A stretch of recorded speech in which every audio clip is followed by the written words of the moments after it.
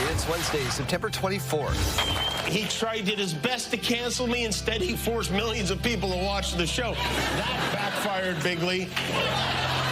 Jimmy Kimmel takes aim at U.S. President Donald Trump and censorship on his first show back after being suspended. But really, it's just another tool for our officers in the city. Why the Regina Board of Police Commissioners is recommending they sign on to a new Provincial Public Safety Act. This data is being used to target the content and ads that users see, which can have harmful impacts, particularly on youth. And a joint investigation says TikTok has been collecting personal data from hundreds of thousands of Canadian children, despite claiming its platform isn't for users under the age of 13. Stay with us, Saskatchewan. Your morning starts right now.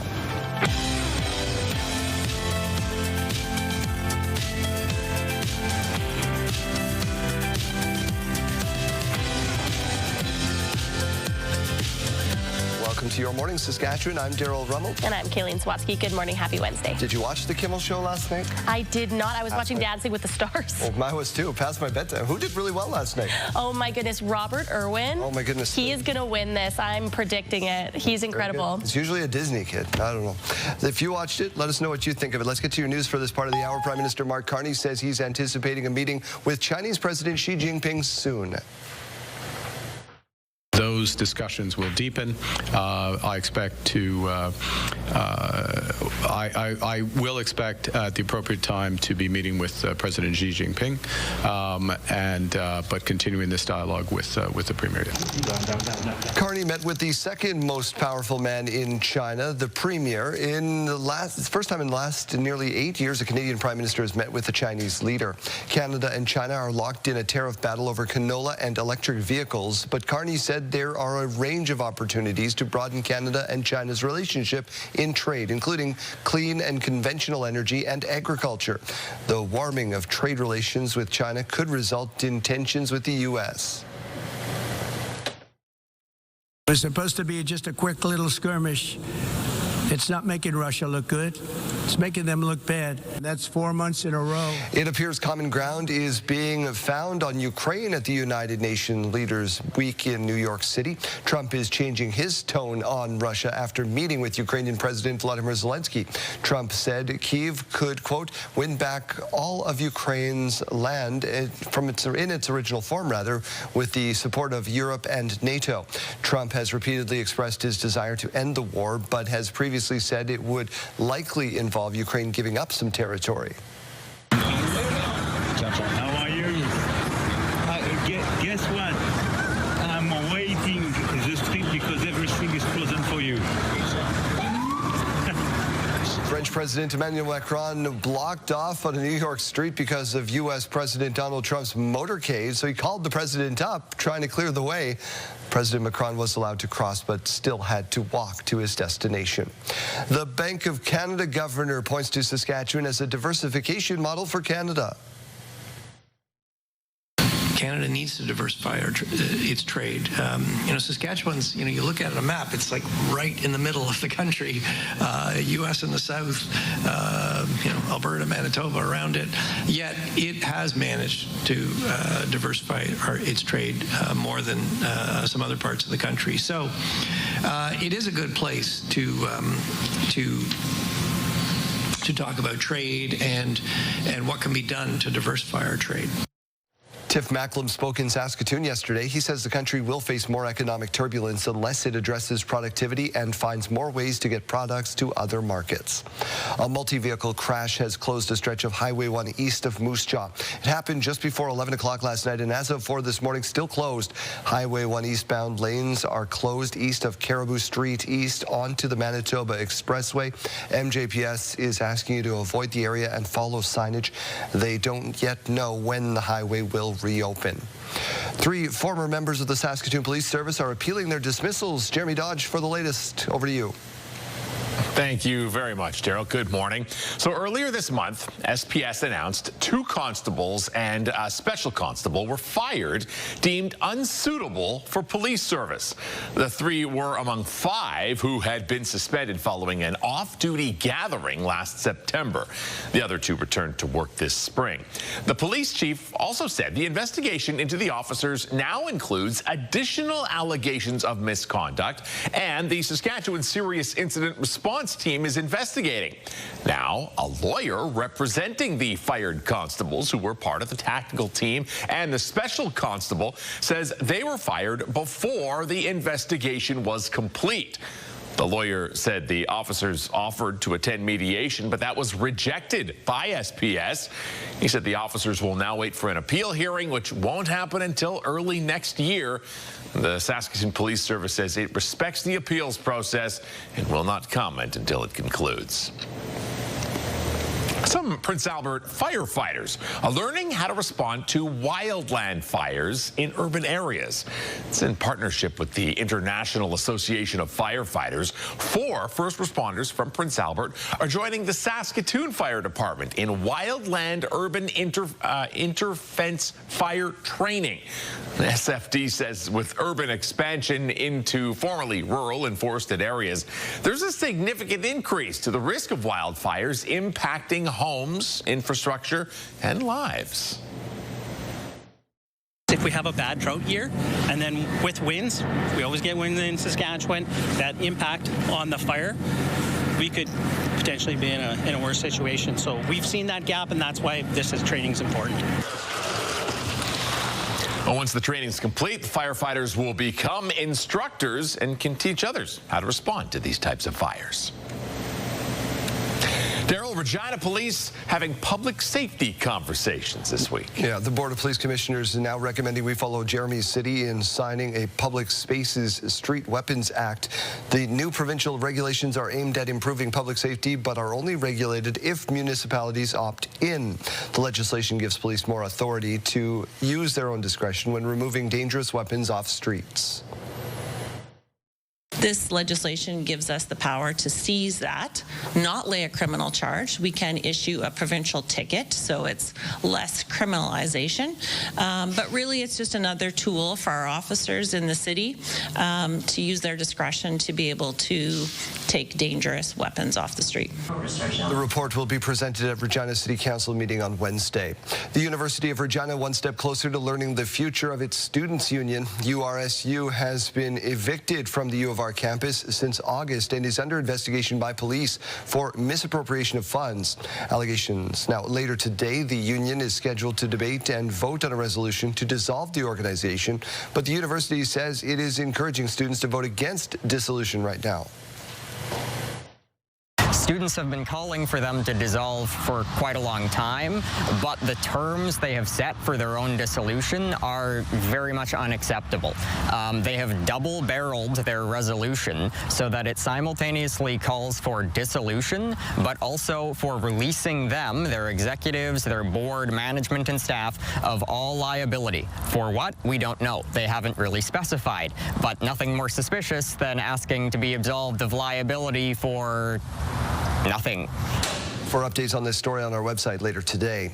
Canada's main stock index has hit a major milestone, briefly passing above 30,000 for the first time ever. You might see a bit of a pullback in the next few months, but over the next 12 to 24 months, I mean, it's definitely going higher. It's a milestone few expected would be reached this year, especially after U.S. President Donald Trump started his trade wars, sending stocks plunging. But after hitting a low on April 8th, the TSX has gone up an impressive 33%. The Canadian markets are benefiting from strength in energy along with precious metals. Gold is up 45% this year. Many Air Canada customers who had their trips disrupted by last month's strike are still waiting for reimbursement. Passengers have been having difficulty submitting their claims to Air Canada, both for reimbursement for expenses incurred and for compensation under the European Union's rules. According to the airline, as of Monday, it was working through a backlog of 54,000 customer complaints. That means people who booked their own flights home or booked hotels while stranded are still waiting to be paid back, some of them carrying interest on their credit cards. They may have to wait a little bit longer, too. Air Canada says customers can expect 4 to 6 weeks worth of wait for their processed claims. An investigation says TikTok has been collecting sensitive data from children in Canada. There's certain things people consent to, but there's certain things that we find just goes too far, and that's the issue of under 13 children. We just found that for that, even with consent, we find that that's not appropriate. The joint investigation by the Federal Privacy Commissioner looked into whether valid and meaningful consent was being obtained for the collection, use, and disclosure of personal information. It found TikTok was gathering data on who the users were and their spending power to decide what content to feed back to them. TikTok prohibits users under the age of 13 or 14 in Quebec from using the platform, but many still do.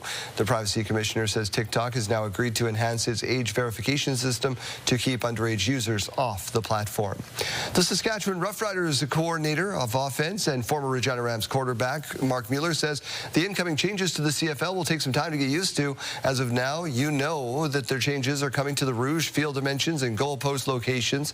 The league hopes it creates more offense. Here's Mueller's take.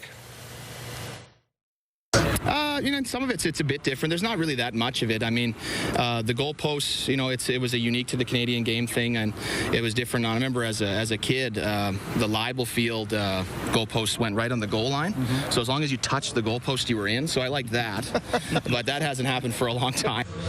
Outside the CFL, junior and university football leagues have weighed in, saying they are looking into the ramifications of the changes on their levels.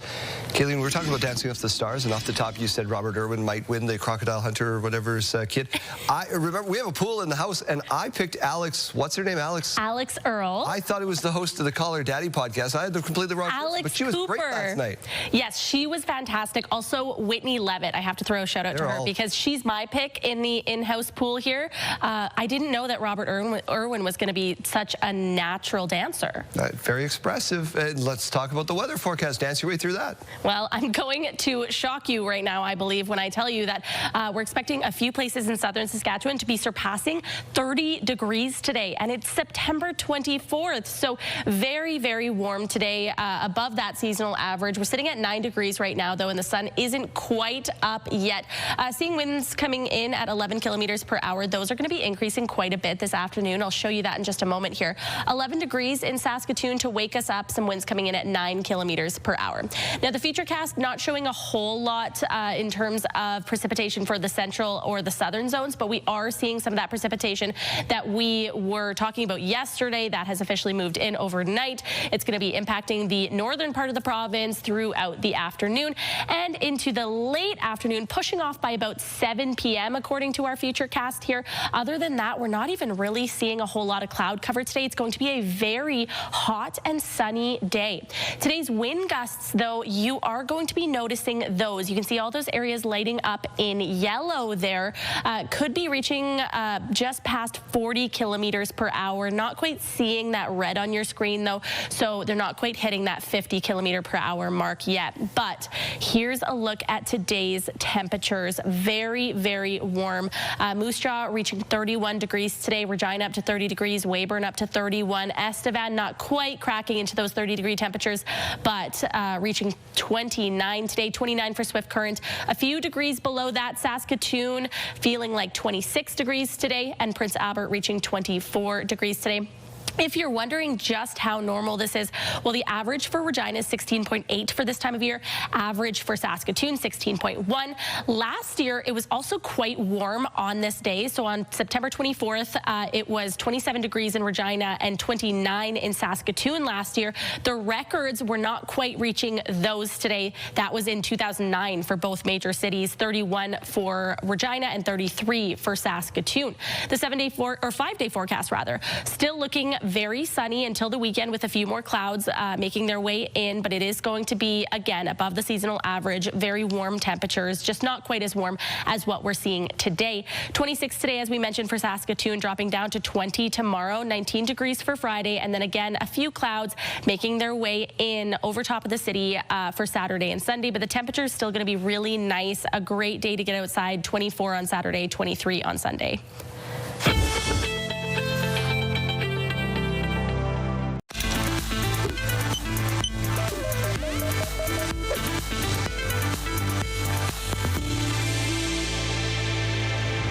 According to a new study from the Epic Research Network, children who take multiple rounds of antibiotics have a higher risk of obesity when they grow up.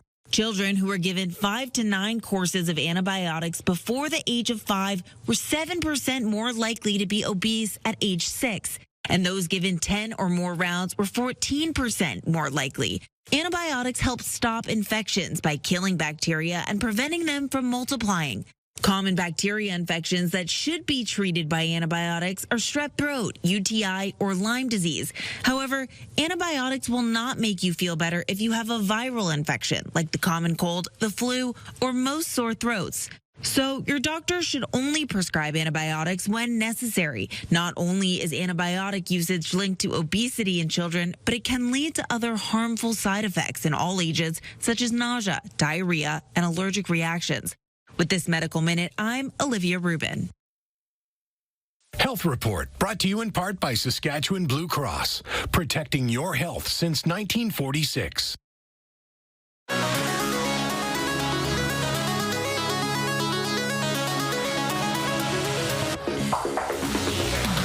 In case you missed it, everyone loves a good controlled implosion video, right?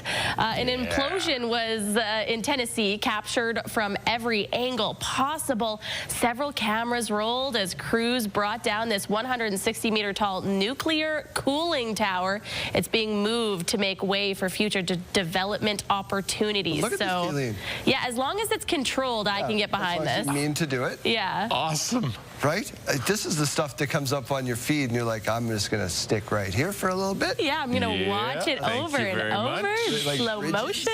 Bridges, buildings, you name it, I'll watch it come down. Yeah. Question of the day. We got Raffi on the show at about 6:40 this morning, celebrated children's artist. Yeah, so we're asking you, what is your favorite children's song? Is there any song that you listen to with your kids or grandkids and you're like, hey, this one is kind of catchy? I'm going to pander to the guests and say Baby Beluga by Raffi. What do you think there, Jeremy? Yeah, that was a big one when I was young, all those years ago. I was thinking of this, and are nursery rhymes considered songs? I think so, yeah. Have to be. Okay, so I'm thinking like Itsy Bitsy Spider is good. Row, row, row your boat when it's sung in a round with a lot of different people. Oh, that's difficult to do. No, we could do it right now, Daryl. We could do it. We don't have the musical rights, so that's just a shame for everybody out there, isn't it? Text your name and your answer to 10400. Standard message rates may apply. Just saved everyone's eardrums. Scan the QR code on your screen. We're back after this.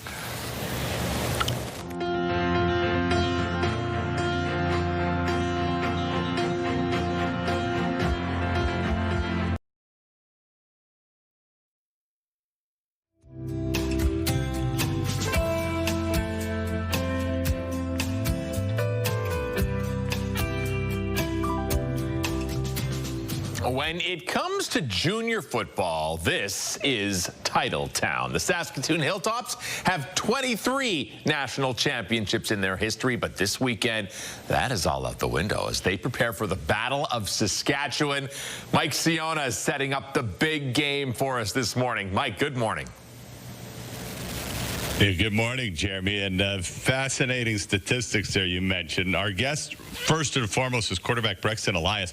He's only 22 years old, which means the Hilltops have more national championships at 23 than you've ever been alive for, which is fascinating.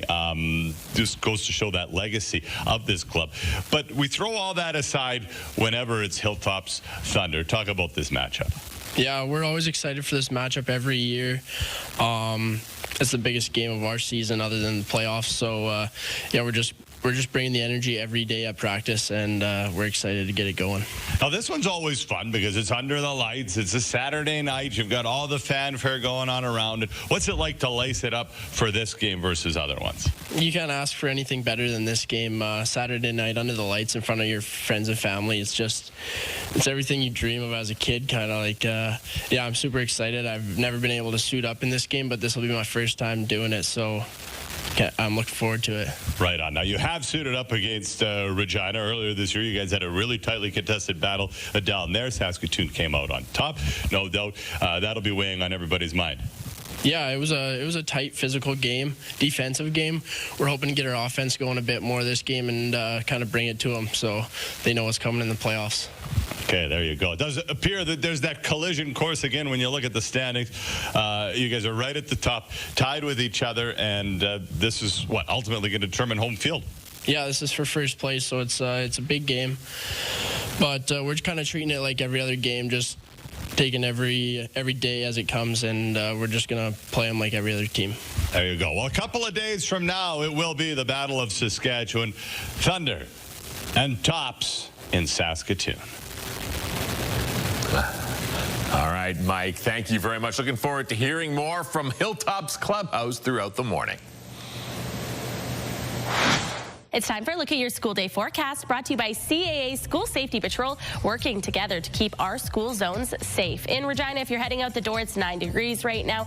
11 degrees in Saskatoon. Winds are calmer to start the day, but they are going to be increasing by lunchtime and final bell, up to about 40 kilometers per hour in both cities. So be aware of that. Other than that, though, very warm temperatures today. By lunchtime, Regina at 25 degrees, 24 degrees expected by lunch in Saskatoon. And then by final bell, sitting at our expected daytime highs. For Regina, that is a very hot 30 degrees today, and for Saskatoon, 26 degrees. As we go to break, here's a look at today's gas prices in Regina. The most common cost to fill up is $135.9. You can find regular fuel for as low as $114.9. And in Saskatoon, the common cost to fill up is $135.9. You might find the lowest price at $124.9. Taking a look at those farm markets now, the street price of canola at $556.02 per ton, and the futures price at $618.70 per ton. Amber Durham wheat is at $278.60 per ton, and red spring wheat is at $231.67 per ton this morning. And the Canadian dollar begins the day trading down at 72.30 cents US. Coming up in about 10 minutes time, beloved children's artist Raffi is here. Start singing Baby Beluga now. We're back in about 3 minutes.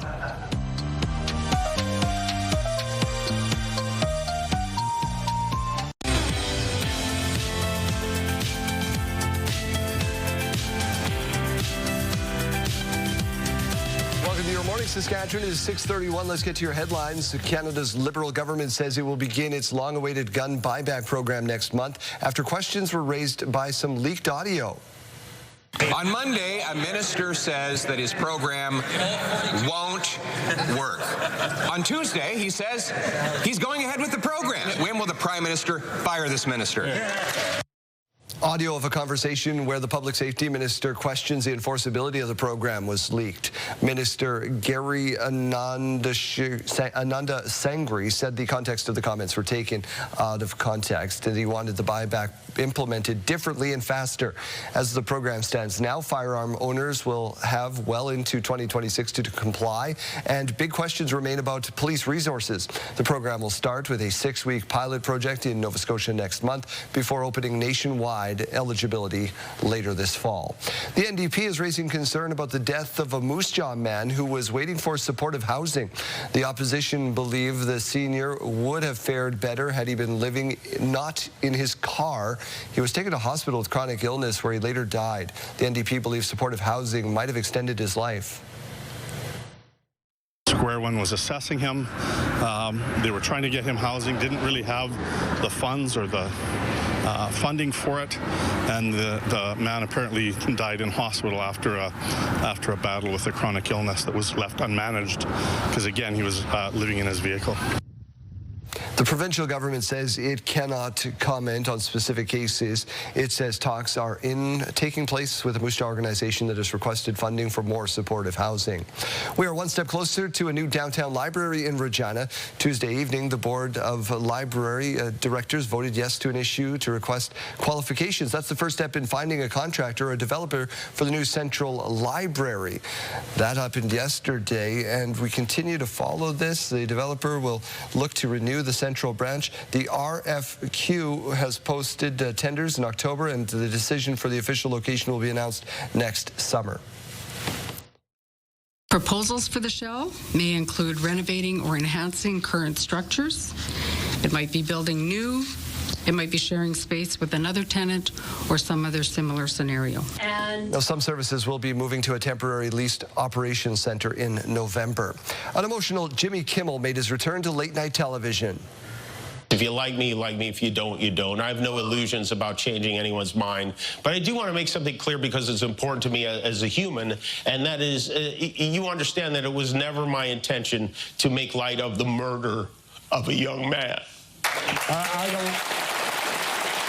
In his monologue, Kimmel praised Charlie Kirk's wife, Erica, for forgiving the man accused of killing her husband.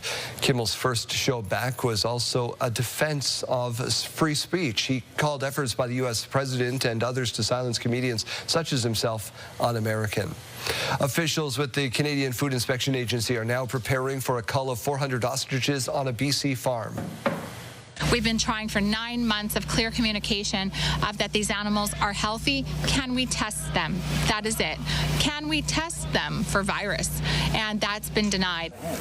The CFIA has taken control of the property and is preparing to cull the animals with support from the RCMP presence. Supporters say the families who run the farm are being mistreated.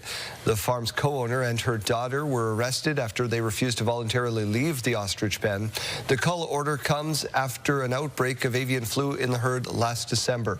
But the farm's owners say the remaining birds are healthy and should be tested for antibodies. Officials have not said when the cull will start, and the farm says it has submitted an emergency court filing to try to delay it. Typhoon Regina has made landfall in southern China.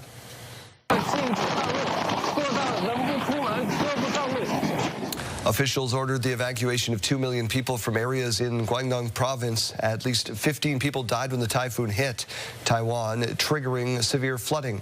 Typhoon Regina brought strong winds and rain as well as to the Hong Kong region. At a hotel, a powerful surge of water shattered glass doors, sweeping one worker right off his feet. Regina has now weakened from a super to severe typhoon status, but remains highly destructive with winds up to 240 kilometers per hour. Crews say they're making some progress fighting a forest fire burning south of Ottawa. We'll continue firefighting with boots on the ground, fire crews going in, cooling down the hot spots, digging up spots where they find that there's a lot of heat and applying water there. The fire is not yet under control, but officials say a combination of rain and firefighting efforts are helping keep the fire at about 40 hectares in size. No one has been hurt, no structures have been damaged. A major rule change in Major League Baseball as robot umpires will be used in the 2026 season. The league's competition committee voted yesterday to bring in a challenge system for balls and strikes. This comes after years of testing in the minor leagues, in spring training, and in this year's MLB All-Star Game. Teams will be given 2 challenges per game, hitters and pitchers, along with catchers, the only ones allowed to trigger that system. Let's turn our attention to the weather picture and find out if it's baseball weather outside. Kayleen, it sounds like it. Oh, it absolutely will be. Can you believe it's already September 24th and we're still talking about some 30-degree temperatures today, mainly down towards the south. Regina is included in those areas where we're going to be seeing that heat today. Right now, though, sitting at 9 degrees. Just a few clouds up in the sky, but mainly sunny to start the day. Winds are low in both cities, but they will be increasing later on this afternoon. Sitting at 11 degrees right now in Saskatoon. The sun is still working to make its way up in the sky. Should be fully up in just a few minutes time here. Now, today's wind gusts, as we mentioned, all those areas lit up in yellow, could be seeing wind gusts up to about 40 kilometers per hour today. So that is increased from what we have been seeing in the past few days. Keep that in mind if you're heading out with the current temperatures right now. Still looking beautiful. Buffalo Narrows already up to 11 degrees. Melfort up to 10 degrees. Hudson Bay at 9 degrees to start the day. Swift Current current at 14 degrees. Weyburn cooler this morning, starting the day at 7 degrees and 9 degrees in Estevan. But the forecast today, Moose Jaw, Regina, and Weyburn all included in those areas, either getting right up to 30 degrees or surpassing 30 degrees. Estevan up to 29, Yorkton up to 29, Saskatoon up to 26, and the Battlefords up to 21 degrees. We're not seeing a whole lot of cloud cover later on, so the few clouds that we are seeing early this morning should be pushing off, just making way for a lot of sunshine for today and for the next few days. As you can see, we are seeing a significant temperature drop from today until tomorrow. However, that is still above the seasonal average of about 16 degrees in Regina and Saskatoon. So we can still enjoy that nice temperature tomorrow. But yes, 20 degrees tomorrow, 20 degrees on Friday. A few more clouds making their way over top of us for Saturday, up to 25 degrees. Then back up to 26 degrees on Sunday, 23 on Monday, and then back up to 26 on Tuesday in Regina. In Saskatoon, the 7-day forecast also looking rather beautiful. 26 degrees today, 20 degrees tomorrow, 19 degrees on Friday, and then getting back up for our weekend up to 24 degrees, 23 on Sunday, 23 degrees on Monday, and 22 on Sunday. Again, we are seeing those clouds increasing starting on Saturday and carrying us into our next work week. Your morning just got a whole lot richer. We're giving away a staggering $20,000, and it's time for today's code word. Imagine what you could do with an extra 20 grand. The possibilities are endless. Today's code word is travel. Head to the contest page on our website or scan that QR code on your screen. Enter that code word along with your information for your chance to win CTV Your Morning Saskatchewan's $20,000 giveaway.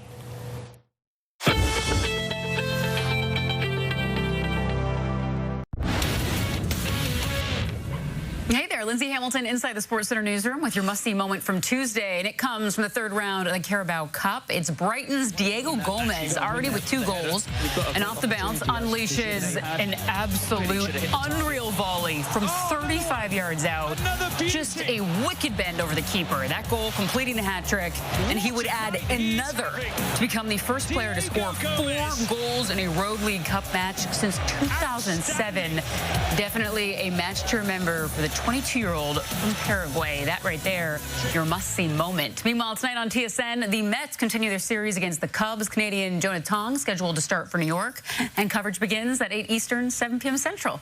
It's all for now from the Sports Center newsroom. Have a terrific Wednesday. In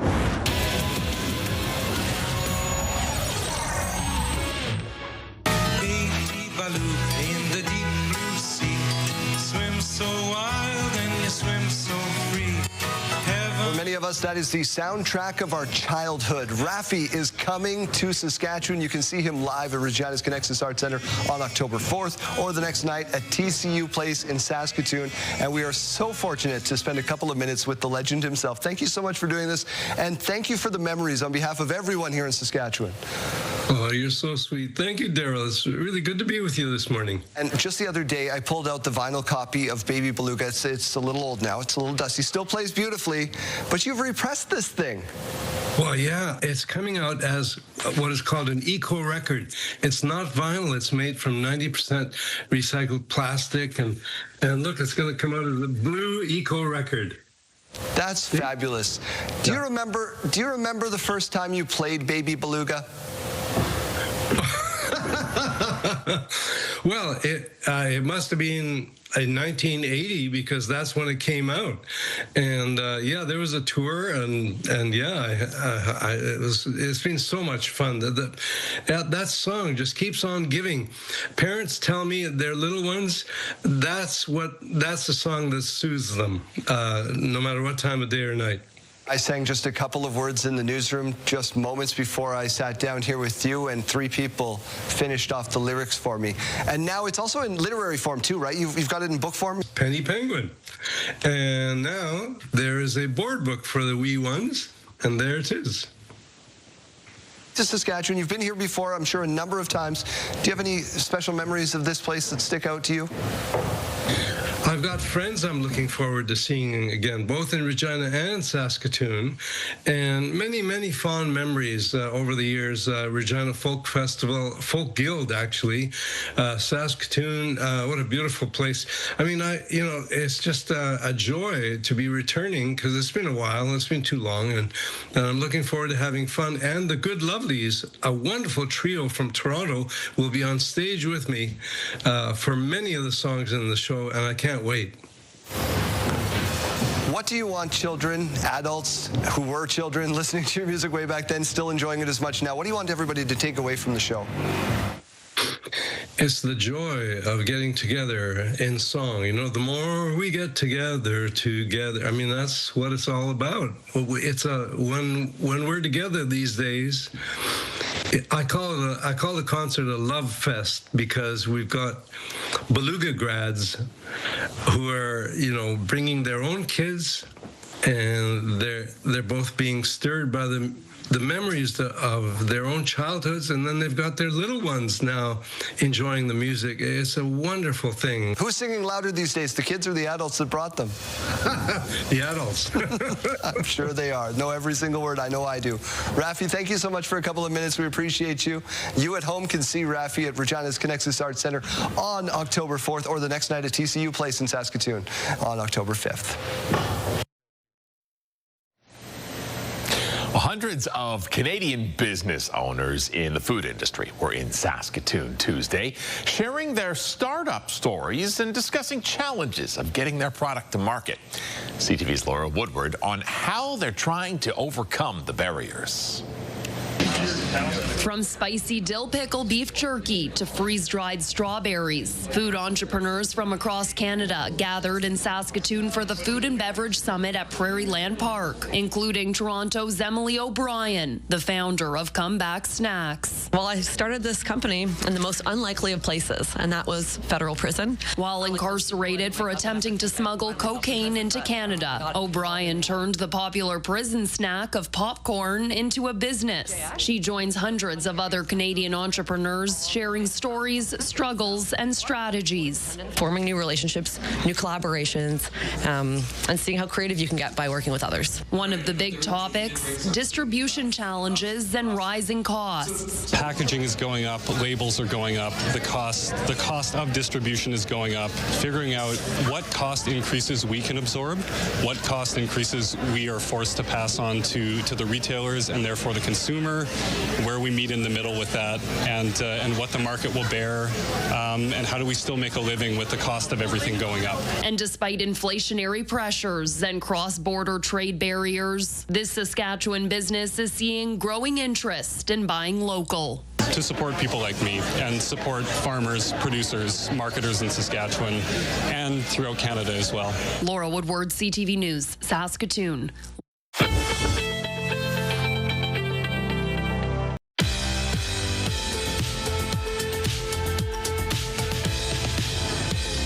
It's September 24th, and we have these milestones to share with you. We're starting off with a belated birthday wish from yesterday. Will turned 26 years old. We hope you enjoyed your special day and got spoiled with love from your mom, dad, and Sam. A big happy birthday going out to Lisa. We hope you have a wonderful day. This shout out coming from Ken, Noah, Angie, Mariah, and Simba, who say they all love and appreciate you so much. Happy birthday to Tegan today. She's turning 6 years old, and she has lots of love coming her way from Auntie and the rest of her family.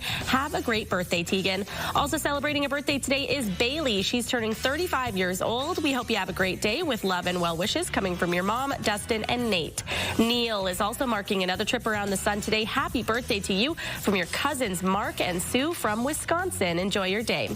Happy birthday wishes also going out to CJ. Here he is pictured with his dog, Coco. His family writing in to wish him a great day and a great year ahead. And this is Grandma Una. Her family and friends wrote in to send her so much love for her 97th birthday today. Have a fabulous day. And finally, happy birthday to Melita. She's turning 2 years old, and her Nana, Papa, and Coco Kristen sent in this shout out to help her celebrate. Enjoy your day, Melita. If you have a milestone coming up, send us an email to yourmorningsaskatchewan@ctv.ca, or you can also scan that QR code on your screen right now, but please make sure you send those in at least 1 day in advance. Chase is away. He's getting married this weekend. Brandon and I each scored an invite. Are we going to wear the Dumb and Dumber tuxes? I think that's probably appropriate, right? I think it's yes. Which one are you, dumber or dumb? We'll talk later. We'll do orange. I'll do orange. How about that? We'll just pick my color. Okay. What's going on the radio today? Absolutely. We got money, man. When Chase is gone, I get to give away more money every day. $200 with the big money montage coming up at 7 and 9 a.m. with me. We already given away $500 yesterday to Danny, who nailed the truck montage. It's a brand new montage. We've got $200 with another new theme. There's actually one guest already. You want to go check out the website, and then that will make it that much better to piece it together. 3 songs, 3 artists, and a lot of money. So big money montage for Marlin Travel Regina. It's ongoing. Hopefully I can give away the money. It's always nice when I can do it. Let's do it together. Again, at 7 and at 9, big money montage. All the details at purecountry927.ca. I can't believe Program Director Jeff is trusting you with that much cash. Brendan, we'll see you again in an hour. Bye, buddy.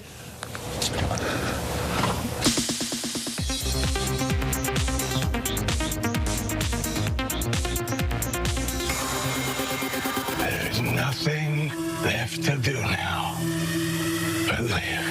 Christian Bale's Frankenstein turn. The actor portrays the legendary monster in the new film The Bride. Maggie Gyllenhaal directs the latest take on Mary Shelley's creature, which sees Jesse Buckley playing his titular companion. The Bride will scare audiences in 2026. You think if you try hard enough, you can stop bad things from happening. But you can't. Beware of the new nanny. One family learns that the hard way in The Hand That Rocks the Cradle. This is your first look at the action-packed remake of the 1992 thriller, which lands on Hulu on October 22nd. Who am I? I'm Spider-Man. The original Spider-Man trilogy returns to the big screen. The series of web-slinging films starring Tobey Maguire will be back in theaters thanks to Fathom Entertainment. Fans can relive the excitement during the weekends of September 26th and October 3rd. In Hollywood, I'm Rick Damigella.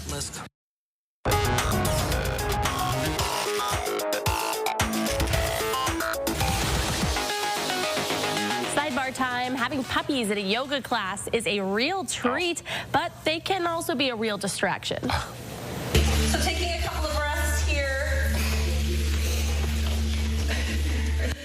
And then when you're ready, come on. See, everyone has eyes on this little guy. He's discovering the mirror. It's his twin, right? Yeah. I'm going to get that dog. Yeah. He's jumping and trying to attack his reflection. With this guy performing.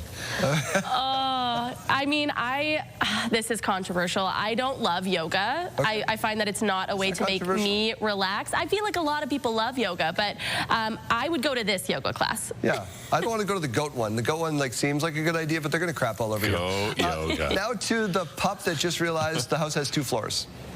Stormy. Stormy. Stormy. Yes, over here. My voice is right here. Turn up. Hello! I'm right here. Yeah. What? Stormy can hear Mom, but where is she? How'd you get way up there, Mom? Oh. There it is. Does this place not have stairs? Oh, there they are. They're right there. Interesting. The dog's never seen them before, apparently. All right. Very quickly, here's the dad who's taking one for the team.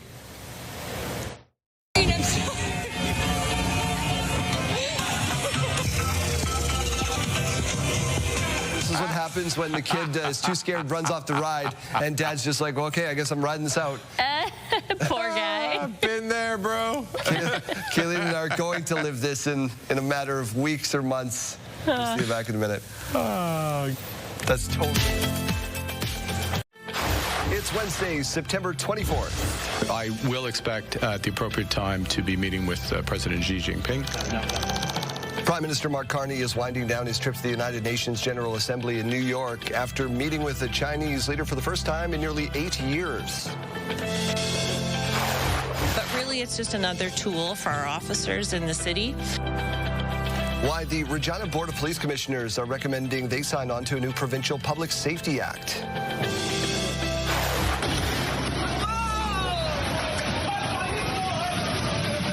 most powerful typhoon of the year makes landfall in southern China, batters Hong Kong and Guangdong province with strong winds and rain. Stay with us, Saskatchewan. Your morning starts right now.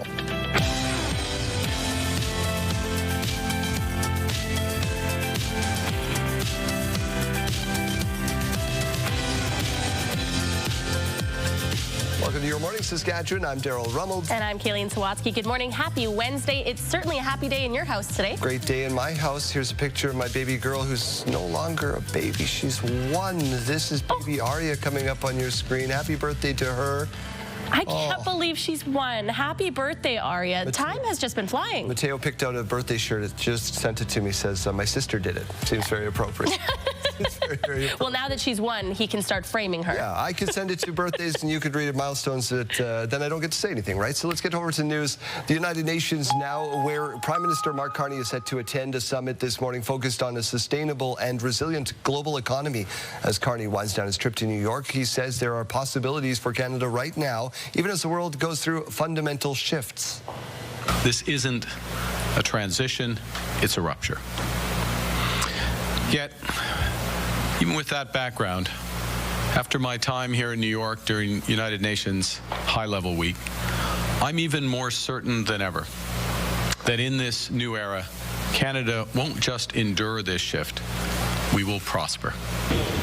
Carney says Canada has what the world wants, adding our country is an energy superpower. Carney also met with business executives and world leaders in an ongoing effort to diversify Canada's trade opportunities in the wake of Trump's tariffs. A multi-vehicle crash has closed a stretch of Highway 1 east of Moose Jaw. Happened just before 11 o'clock last night, and as of this morning, still closed. Highway 1 eastbound lanes are closed east of Caribou Street onto the Manitoba Expressway. MJPS is asking you to avoid the area and follow signage. They don't yet know when the highway will reopen. If that's part of your commute, pay attention to that. Bank of Canada governor was in Saskatoon, Jeremy, yesterday. What did he say? Well, he's talking about the economy. Obviously, Daryl was front and center. Bank of Canada Governor Tiff Macklem spoke to business leaders. As Keenan Sorokon reports, Macklem couldn't think of a better place to talk about major changes to global trade. Bank of Canada Governor Tiff Macklem spent the first of 2 days in Saskatoon Tuesday highlighting the new economic world Canada faces and the role Saskatchewan can play within it. The ramifications of a new relationship with the United States are immense. And one thing is clear, we cannot afford to wait this out. Over his roughly 20-minute speech to business and political leaders during a luncheon, Macklem highlighted 4 mega trends in global economics and their implications. The slow of trading, the United States not dominating trade anymore, but still dominating financial flows, and the trade imbalances from America's deficit to the surplus situations in China and Europe. There's some role for monetary policy to try to help the economy adjust to this new relationship, but our primary mandate is to make sure that Canadians don't need to worry about a big change in their cost of living. Macklem says Saskatchewan can be an example moving forward, with exports being far less reliant on the United States than many other provinces. Canada needs to do more of that. Canada needs to diversify its trade. And the Premier says that's the backbone of the provincial economy. If you don't work directly for an industry that is exporting a product somewhere else in the world, you're likely servicing people that are working in an exporting industry. Macklem says removing trade barriers, recognizing labor standards, and getting more products east-west and out of the country quicker are some examples of the change needed. But Macklem says Canada can't afford to drag its feet. The more we can grow our markets, the more we can reduce the cost of business doing in the country, the more we can improve our productivity, that will generate more income. And if you have more income, everything becomes more affordable. While Saskatchewan's economy is more resilient than others, Macklem warned if change doesn't happen quickly, Canada's long-term economic prosperity is at risk. Keenan Sorokon, CTV News, Saskatoon. All right, Daryl, Regina Police talking public safety yesterday. That's right, Jeremy. The Regina Board of Police Commissioners, recommending RPS sign on to that new Provincial Public Safety Act. Saskatoon's already done this. It's called the Public Spaces Street Weapons Act. The new provincial regulations are aimed at improving public safety, but are only regulated if municipalities opt in. The legislation gives police more authority to use their own discretion when removing dangerous weapons off city streets. This legislation gives us the power to seize that, not lay a criminal charge. We can issue a provincial ticket, so it's less criminalization. But really, it's just another tool for our officers in the city to use their discretion to be able to take dangerous weapons off the street. Weapons under this legislation include large knives, machetes, hypodermic needles, and bear spray, along with other prescribed items. The report will be presented on Wednesday at Council. The Ministry of Health is issuing a drug alert for Regina after fentanyl was tested in cannabis purchased illegally. Now, according to the ministry, a recent sample tested at the Friendship Centre tested positive for fentanyl and benzodiazepines. The cannabis was purchased from an unregulated source. While the drug appears to look like normal cannabis, white and blue powder chunks are also present. The ministry also says there's an increase of overdose, risk of overdose, even death, as naloxone will counter effects of fentanyl, but not benzodiazepines. As many are discussing how recent rule changes by the Canadian Football League will affect professional football, those at the amateur level also discussing how they'll be impacted. Hallie Mandrick reports. A series of changes to Canadian Football League rules have a number of other Saskatchewan football organizations debating next steps. The biggest thing that's going to affect our organization is the moving of the goalposts and the changing of the field. You know, we have an amazing facility right here, and a lot of money was put into it, and it would take a lot of money to change where the goalposts are and really reconfigure the field. While the Saskatoon minor football field was built to be able to convert to an American field, the changes proposed by the CFL would require some new construction. This is a multi-use field for us. We use it for flag, and we've actually got quite a good capacity use out of this field. And if we move the goalposts, it might limit even where some of our flag fields can be and stuff like that. So we're really going to have to revisit, how that's going to shape what happens here. From a teaching standpoint, the idea of moving the goalposts further back in the end zone would have a significant effect on the kicking game, according to Giebert. We're talking about converts in amateur football now being a 27-yard field goal. Well, that's really difficult at the minor level. So for our KFL kids to be able to kick a convert now, it's almost an impossible task. So, you might actually have a lack of developing those skills. The Football Canada amateur rules are separate from the CFL rule book, but a number of football organizations, including junior football and university sports, have stated that they're in the process of reviewing how these CFL rule changes will affect amateur organizations. There's a lot of facilities, thousands of facilities across the country here that are going to need some pretty major changes to it, and that comes at a mega cost, and I don't think the CFL is paying for that. So we'll have to figure out what's in the best interest of the game going forward from an amateur standpoint. These CFL rule changes won't be in effect until 2027, so amateur organizations still have some time to decide how or if they'll be incorporating them. Hallie Mandrick, CTV News, Saskatoon.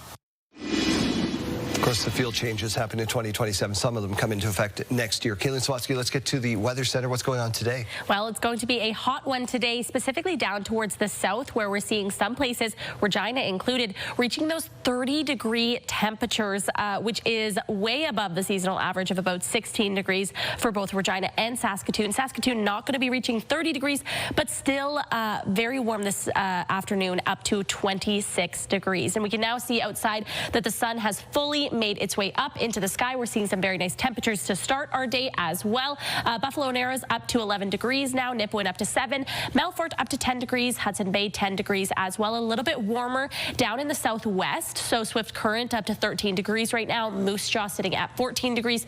Estevan sitting at 10 degrees. Later on this afternoon, though, take a look at those temperatures, and nothing but sunshine today for areas down in the south and central zones. Up north is where we could be seeing some of that rain, though.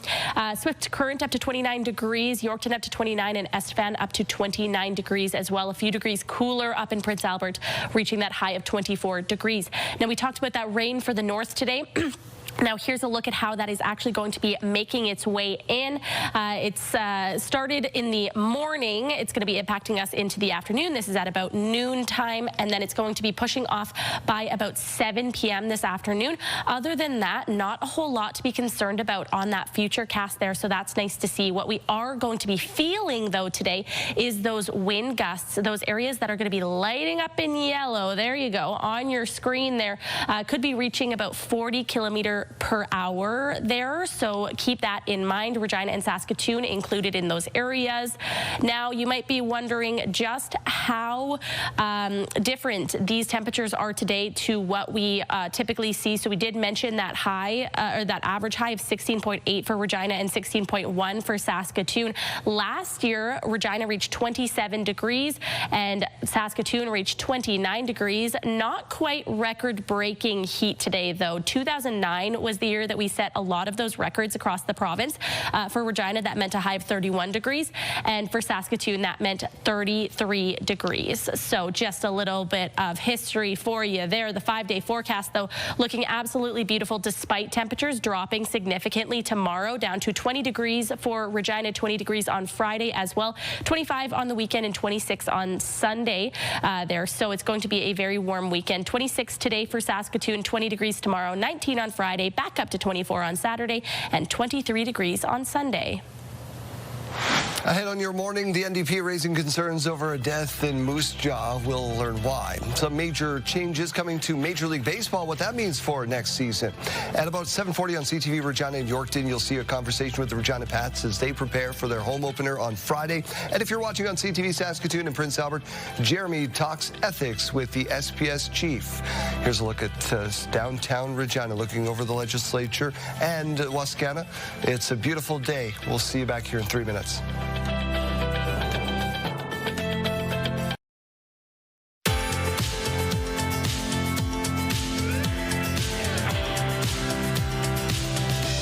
Taking a look at our rural forecast now, and temperatures looking really beautiful out there this afternoon. Outlook up to 27 degrees, Wynyard up to 28 degrees. Down towards the south, we're seeing temperatures even warmer. Rockland up to 29, Assiniboia cracking into those 30-degree temperatures today. 30 degrees also expected for Pilot Butte and Coronach as well. Carlisle up to 28 degrees and Broadview up to 28 degrees as well. And again, all of those sunshine icons on your screen. It really is going to be a beautiful afternoon. Let's take a look at Radville, where internet plans up to 1 gig are available from SaskTel. The high expected to be about 29 degrees today. Winds are going to be increasing this afternoon, though, likely gusting up to about 45 kilometers per hour with that sunshine. The 5-1 Hilltops host the 5-1 Thunder this Saturday at SMF Field. It's a rivalry like no other in the PFC, and one that our Mike Siona knows a bit about. At the Hilltops clubhouse this morning to set up the big game. Mike? Yeah, I'll tell you what, rivalry is exactly the right word, Jeremy. I'm here with Shane Reeder, who's the offensive coordinator and well-versed and steeped in this historic rivalry between Saskatoon and Regina. They've had different names down there. Thunder, obviously the Rams, before they became a U Sports franchise. Talk about just how different it feels when it's Saskatoon-Regina week. Well, I know as a young player myself, I knew it was a different week walking into the change room, and some of the older players were already by Tuesday just absolutely jacked to play. I know the young guys here, they're not quite sure what's going on, but the older boys are teaching them the lessons that they're going to learn and what to expect on a Saturday night over at SMF Field. It's going to be fantastic. No doubt about it.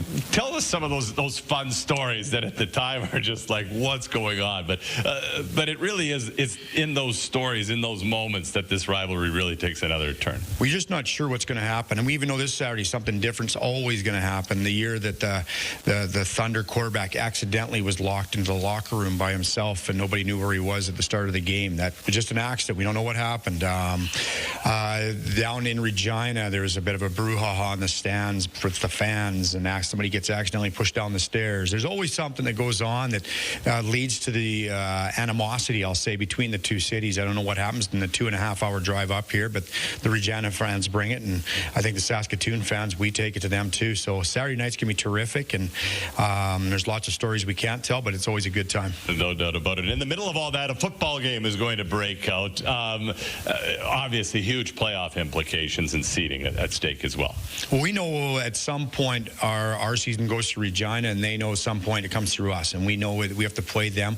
We know it's a good test for us. How good are we? They're going to let us know where we're weak and where we need to improve. We played down there a few weeks ago, and they beat us up. We have to be a little bit more physical this week.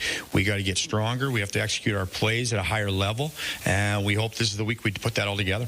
There you go. All right. Well, come on out to SMF Field on Saturday night. No pushing anybody down the stairs and no bringing keys, okay?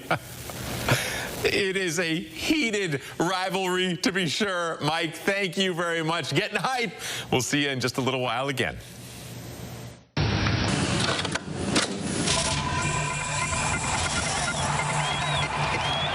In 1990, the Saskatoon Blades took on some fierce competition, but the toughest opponent was likely a squad of players which had reached the NHL. CTV Saskatoon recently found rare footage in our archives of an exhibition game involving a squad of Winnipeg Jets rookies taking on the Saskatoon Blades.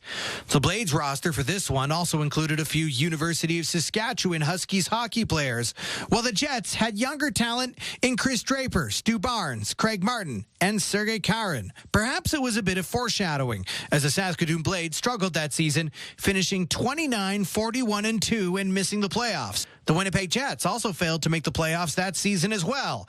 Still, it was a rare sight for fans to see a team wearing NHL colors on one side and their hometown Saskatoon Blades on the other. And if you want to check out more classic sports moments from the days of Wilco and wood finish televisions, you can check them out on our website.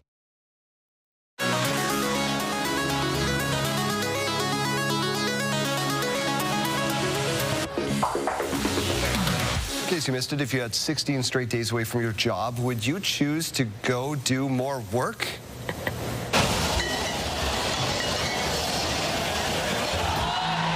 Okay, let me explain. This is Nicole Mattern, who usually works in an office in Hamburg, but during Oktoberfest, she takes time off to go to Munich to work as a server from morning until beer tents close at night.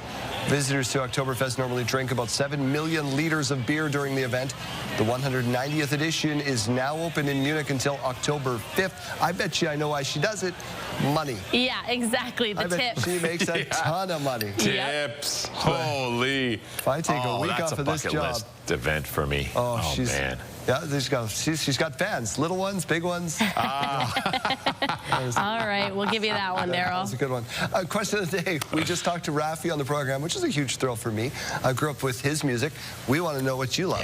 Yeah, and you know what? I got to be honest. The answers are not really flowing in on this one. So you have to write us in. Is there a favorite child song, a children's song that you listen to and you just think that one is a classic? A really good answer on our board, though, is from Miss Mary F.J. She said, "You Are My Sunshine."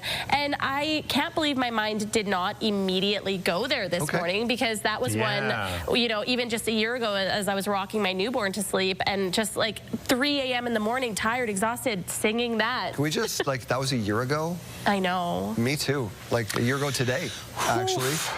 So wild. But we want to hear from you, though. So text your name and your answer to 10400. Standard message rates may apply. You can also scan that QR code on your screen. Is there any children's song that you listen to and just think that one's a really good one?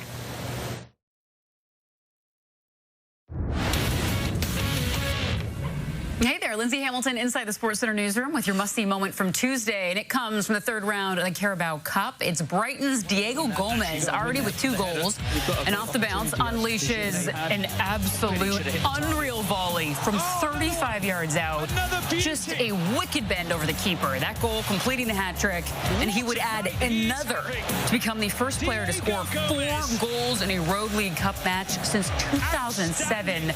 Definitely a match to remember for the 22-year-old from Paraguay. That right there, your must-see moment. Meanwhile, tonight on TSN, the Mets continue their series against the Cubs. Canadian Jonah Tong scheduled to start for New York, and coverage begins at 8 Eastern, 7 p.m. Central.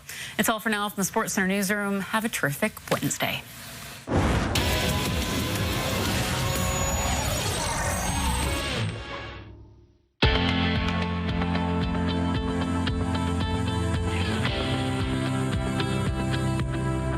Looks like she's ready to fill out a form here, so that must be our morning mystery today. I'm nervous. Our producer said this one's hard. He did. He said this one is hard. Today it is a song. Clue number one. Song was written by Mark Knopfler after he overheard appliance store employees discussing MTV.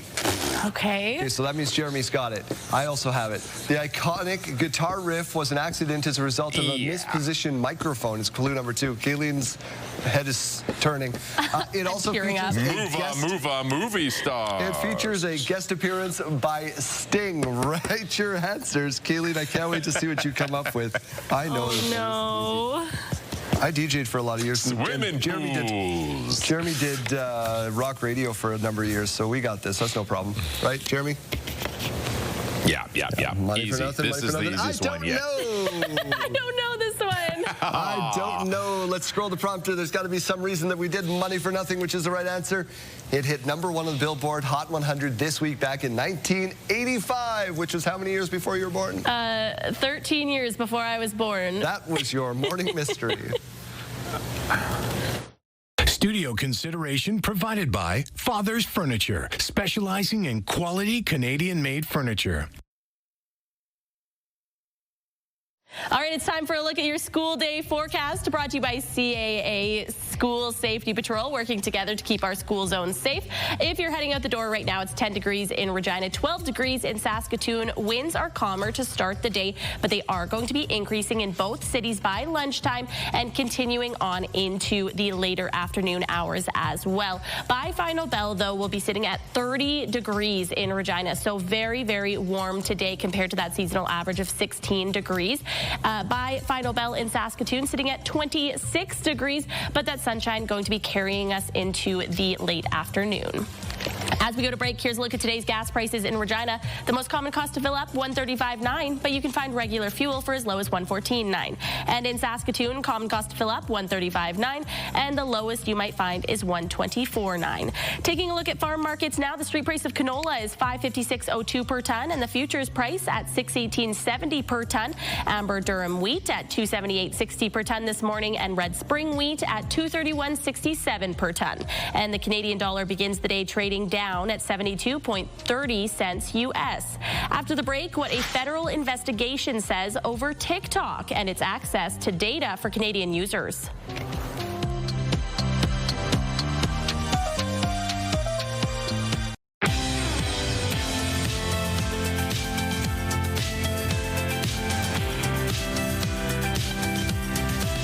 7:30, welcome to Your Morning Saskatchewan. I'm Daryl. Here's what's making news. The Saskatchewan NDP raising concern this morning about the death of a Moose Jaw senior who is waiting for supportive housing.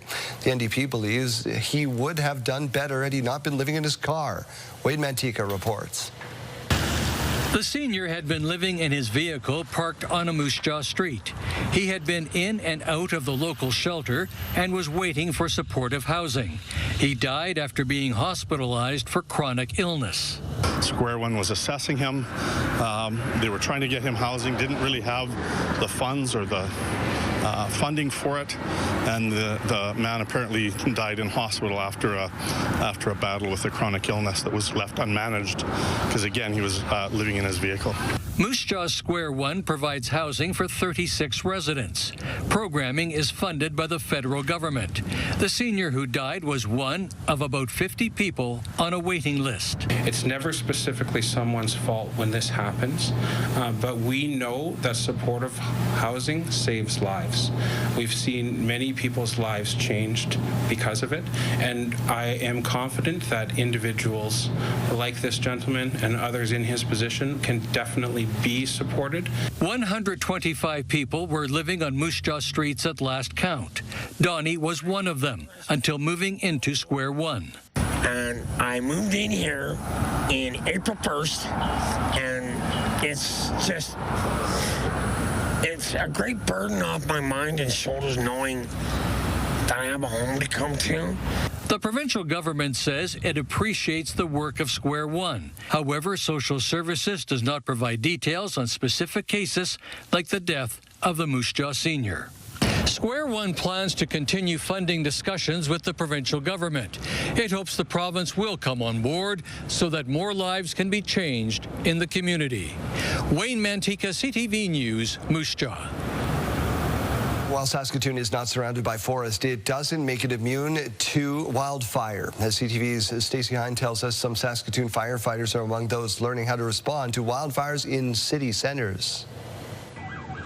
With wildfires devastating communities like Fort McMurray, Jasper, and recently Denair Beach, the Saskatoon Fire Department wants to be prepared. It says with cities expanding into rural and forested areas, there's a significant increase to the risk of wildfires impacting homes, infrastructure, and lives. So we have had a few incidents where it did get serious.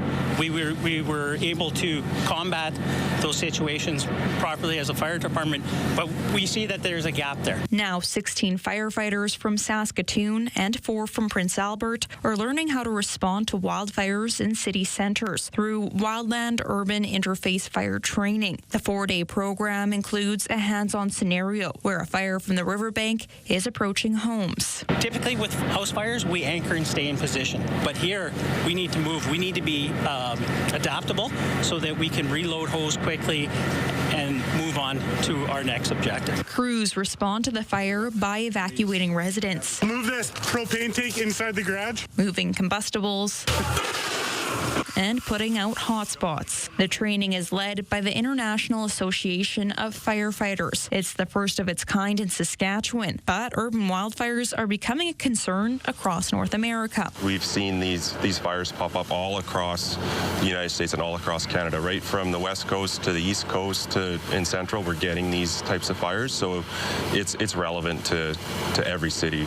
Once training is complete, the firefighters will become instructors and can teach others how to respond to these type of fires. Stacey Hine, CTV News, Saskatoon.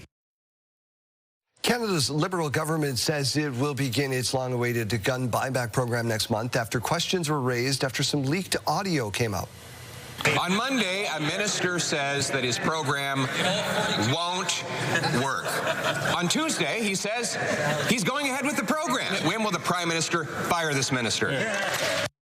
Audio of a conversation where the public safety minister questions the enforceability of the program was leaked. The minister said his comments were taken out of context and he wanted the gun buyback program implemented differently and faster. As the program stands now, firearms owners will have to well into 2026 to comply, and big questions remain about police resources. The program will start with a 6-week pilot in Nova Scotia before moving on to nationwide eligibility. On his first show back from suspension, Jimmy Kimmel praised Erica Kirk for forgiving the man accused of killing her husband. She forgave him. That is an example we should follow. If you believe in the teachings of Jesus, as I do, there it was. That's it. A selfless act of grace. The President of the United States. Despite striking a gracious tone, Kimmel said last night he plans to pull no punches when it comes to the U.S. president. Before the show aired, President Trump posted a message online hinting at legal action on his part. An investigation says TikTok has been collecting sensitive data from Canadian children. There's certain things people consent to, but there's certain things that we find just goes too far, and that's the issue of under 13 children. We just found that for that, even with consent, we find that that's not appropriate. The joint investigation by the Federal Privacy Commissioner looked into whether valid and meaningful consent was being obtained for the collection, use, and disclosure of personal information. It found TikTok was gathering data on who the users were and their spending power to feed them content back. TikTok prohibits users under the age of 13, but as you know, many still use it. The Privacy Commissioner says TikTok has now agreed to enhance its age verification system. The world's most powerful typhoon tropical cyclone of the year slammed into southern China today after 17 people were killed in Taiwan. Typhoon Regasa also lashed Hong Kong with ferocious winds and heavy rain. The typhoon is tracking towards Maoming, one of China's biggest oil refining cities.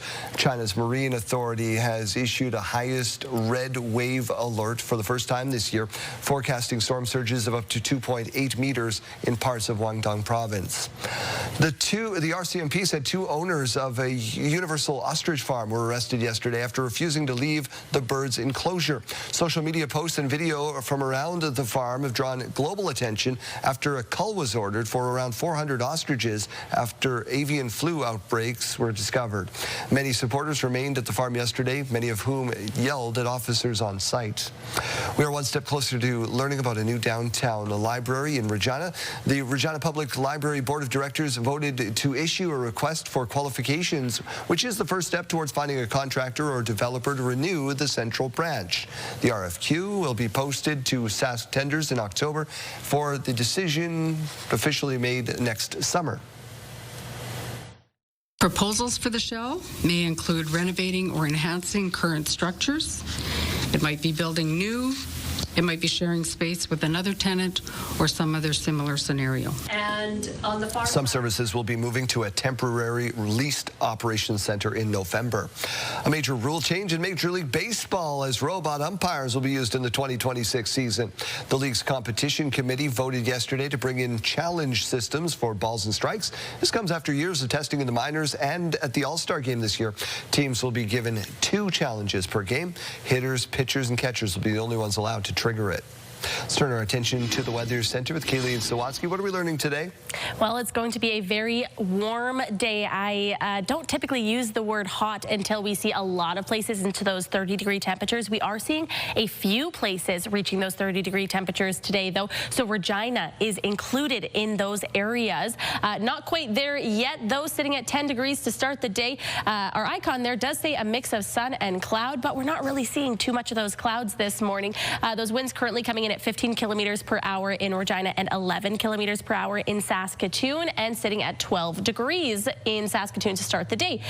Now, later on, though, we're taking a look at the futurecast to see what we can expect here, and we are seeing some rain in the province. It's just all concentrating up north today, and that's also where we're seeing the majority of the cloud cover, really from Prince Albert and south. There is, those are the areas we're expecting to see a whole lot of sunshine today. Not any rain expected. That rain that we're seeing in the north going to be pushing off by the evening hours and really making way for just a lot of sunshine today.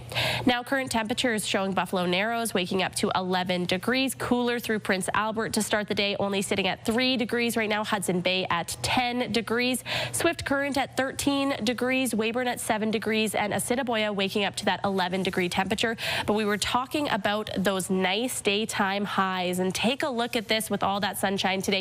Moose Jaw up to 31 degrees, Weyburn up to 31 degrees as well, Estevan up to 29, Yorkton up to 29, and Prince Albert up to 24. So, hey, I'm one of those people that I say always wear sunscreen. It's great for your skin no matter the season, but today is the day that, although we're officially into fall, you really will want to put on some sunscreen today.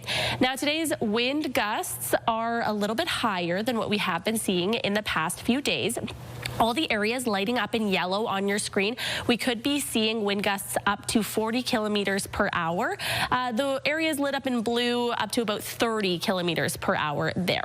Your 5-day forecast in Regina looking very warm and sunny. We are seeing a significant temperature drop from today until tomorrow, but even with that drop of 10 degrees, it's still going to be above that seasonal average of 16 degrees for this time of year. 20 degrees carrying us into Friday as well. A few more clouds coming into the picture on Saturday and Sunday, but the highs are going to be going right back up to 25 degrees on Saturday and 26 on Sunday. In Saskatoon, 26 degrees will be the high today, 20 degrees tomorrow, 19 on Friday. Some more clouds again on Saturday and Sunday, but very nice temperatures, 24 on Saturday, 23 on Sunday. Your morning just got a whole lot richer. We're giving away a staggering $20,000, and it's time for today's code word. Imagine what you could do with an extra 20 grand. The possibilities are endless. Today's code word is travel. Head to the contest page on our website or scan the QR code on your screen. Enter that code word along with your information for your chance to win CTV Your Morning Saskatchewan's $20,000 giveaway.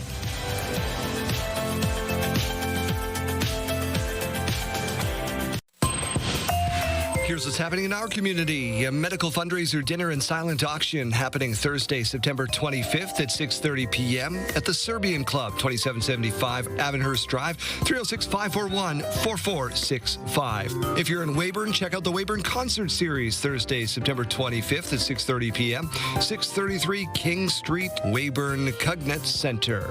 If you'd like your event shown here, email us, reginacommunity@bellmedia.ca. Do so at least 2 weeks in advance.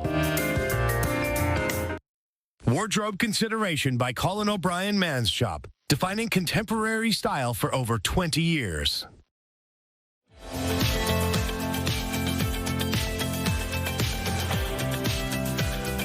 Just days away from the home opener for your Regina Pats as they get set to debut some fantastic young prospects.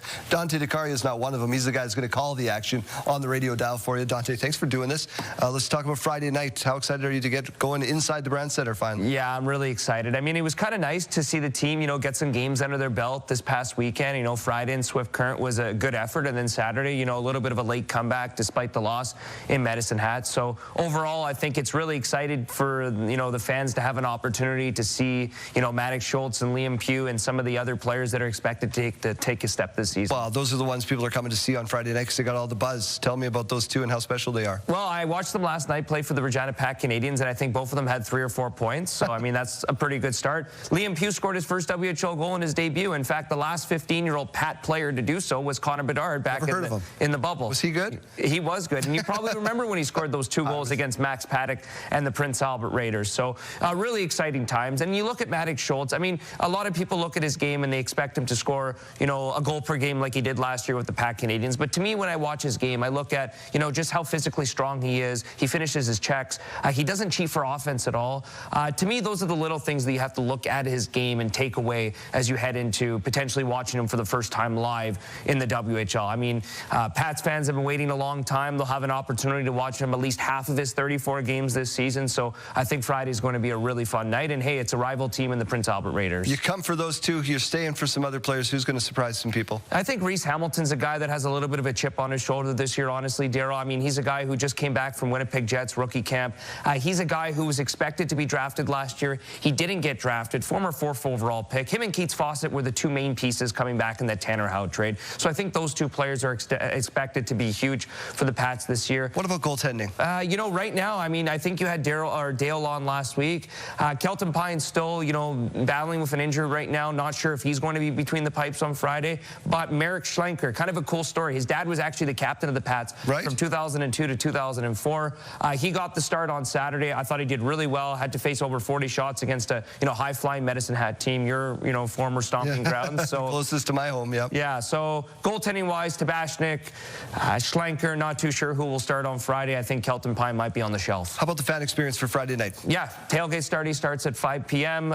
We've got a live band that is yet to be announced. It should be announced either later today or tomorrow. That will be playing in the Bennett Dunlop Ford Party Pit, formerly known as AX. That's right beside the Regina Pat store. Other than that, first 1,000 fans get free popcorn. We've got rally towels on all the seats throughout the Brand Center.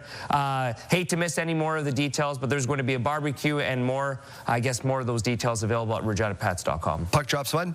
Puck drops at 7 p.m. Tailgate starts at 5. reginapats.com for the full schedule and when you can see those young athletes take to the ice this season.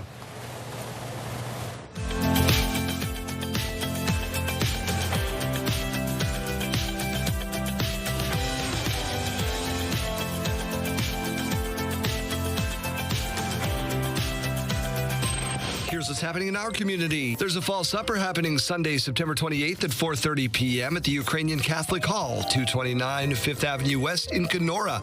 Call 306-563-5971. Multicultural Fusion event happening Sunday, September 28th at 5 p.m. at the Exchange, 2431 8th Avenue, free to guests. If you'd like your event shown here, email us, reginacommunity@bellmedia.ca. Do so at least 2 weeks in advance.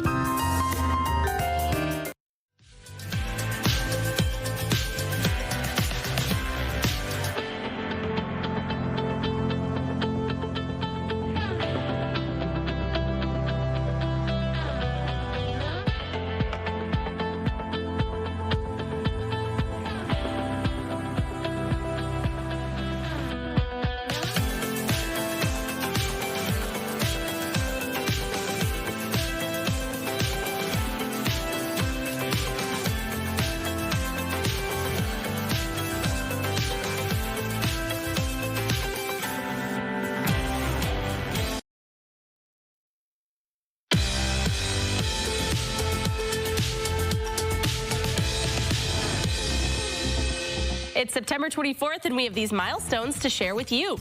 We're starting off with a belated birthday wish from yesterday. Will turned 26 years old. We hope you enjoyed your special day and got spoiled with love from your mom, dad, and Sam. And a big happy birthday going out to Lisa. We hope you have a wonderful day. This shout out coming from Ken, Noah, Angie, Mariah, and Simba, who say they all love and appreciate you so much.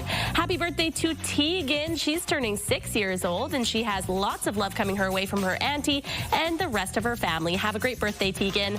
Also celebrating a birthday today is Bailey. She's turning 35 years old. We hope you have a great day filled with love and well wishes from your mom, Dustin, and Nate. Neil is also marking another trip around the sun today. Happy birthday to you from your cousins, Mark and Sue from Wisconsin. Enjoy your day. Happy birthday wishes also going out to CJ. Here he is pictured with his dog, Coco. His family writing in to wish him a great day and a great year ahead. And this is Grandma Una. Her family and friends wrote in to send her so much love for her 97th birthday today. We hope you have a fabulous day. And finally, happy birthday to Melita. She's turning 2 years old, and her Nana, Papa, and Coco Kristen sent in this to help her celebrate. Enjoy your day, Melita. If you have anything that you would like to celebrate, send us your milestones to Your Morning Saskatchewan at ctv.ca, or simply scan that QR code on your screen. Make sure you send them in at least 1 day in advance.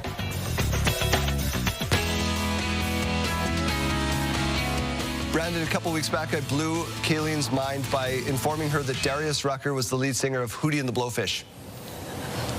That's embarrassing. She's so young. That's so young. Not that young. Yeah, Hootie. Who would have thought? Darius Rucker live. Yeah, Connects Arts Center, yeah. October 20th. We should bring her Brand along. Center. It's a Brand Center. I know. Oh, is it the Brand Center? It's the Brand Center. Man, I should do my job better. She's going to throw stuff at me. I know. Hey, we got a chance for you to win with the useless question of the day coming up around 8:30. Actually, I'll give it to you right now because I love you guys. Thank you for joining us. You can text me 54321. This is early. Our radio listeners will not be listening to this. It's you guys first, so you get the first kick of the can. So, useless question of the day. You get 10% more sleep if you do this every day. Text me 54321 your guess, and you could win Darius Rucker live tickets. Go see Hootie in Regina. Kayleen says exercise. Oh, maybe. Maybe. We'll see. Maybe. Okay, bye. She's smart and young. So young, so smart. Young adjacent. Great job, guys.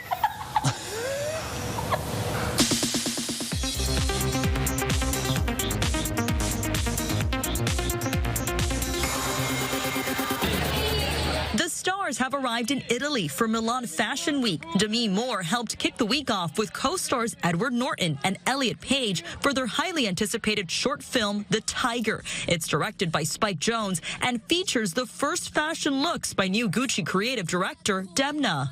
Everything we did it on purpose. We're getting our first look at The Bride, a new movie where Jessie Buckley plays the bride of Frankenstein. The film also stars Jake Gyllenhaal, Penelope Cruz, and Christian Bale, who plays Frankenstein's monster. Look for The Bride in theaters this coming March. Season 9 of Catfish will be its last on MTV, ABC News has learned. The series was based on a 2010 documentary of the same name, which was aimed at rooting out romance scams on the internet. Her name was Lola. She was a showgirl. Barry Manilow is going on tour for the last time. The Copacabana singer has announced 9 shows for this coming January in cities including Orlando, Florida, Charleston, South Carolina, and Columbus, Ohio. And Ben Platt is celebrating a birthday today. He's known as the star of Dear Evan Hansen, both the Broadway show and the 2021 movie, but he's also starred in the Pitch Perfect franchise. Ben Platt is 32. That's what's happening in Hollywood. Melissa Adon, ABC News. Therapists do.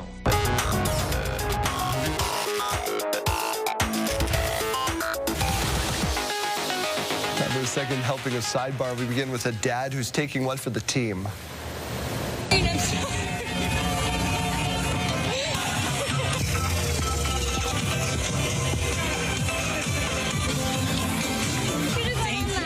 Family went to Legoland. They went to get on the ride, and kid was almost ready, and then said, "You know what? No, too scary," and ran off. And Dad was like, "Okay, I guess I'm here." You know what I did over the weekend related to this?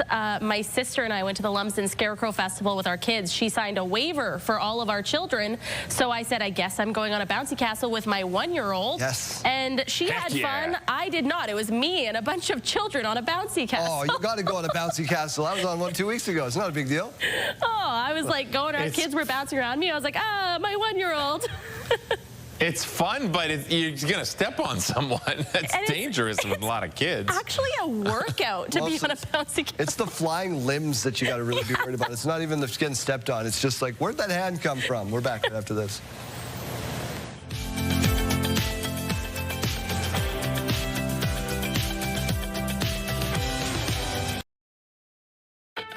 Wednesday, September 24th. He did his best to cancel me. Instead, he forced millions of people to watch the show. That backfired bigly. Jimmy Kimmel taking aim at the U.S. president and censorship on his first show back. But really, it's just another tool for our officers in the city. While the Regina Board of Police Commissioners is recommending they sign on to a new Provincial Public Safety Act. Are you going to tell your kids I was on the wrong side of history? Passion and protest as the Canadian Food Inspection Agency moves forward with its cull of 400 ostriches on a BC farm. Stay with us, Saskatchewan. Your morning starts right now.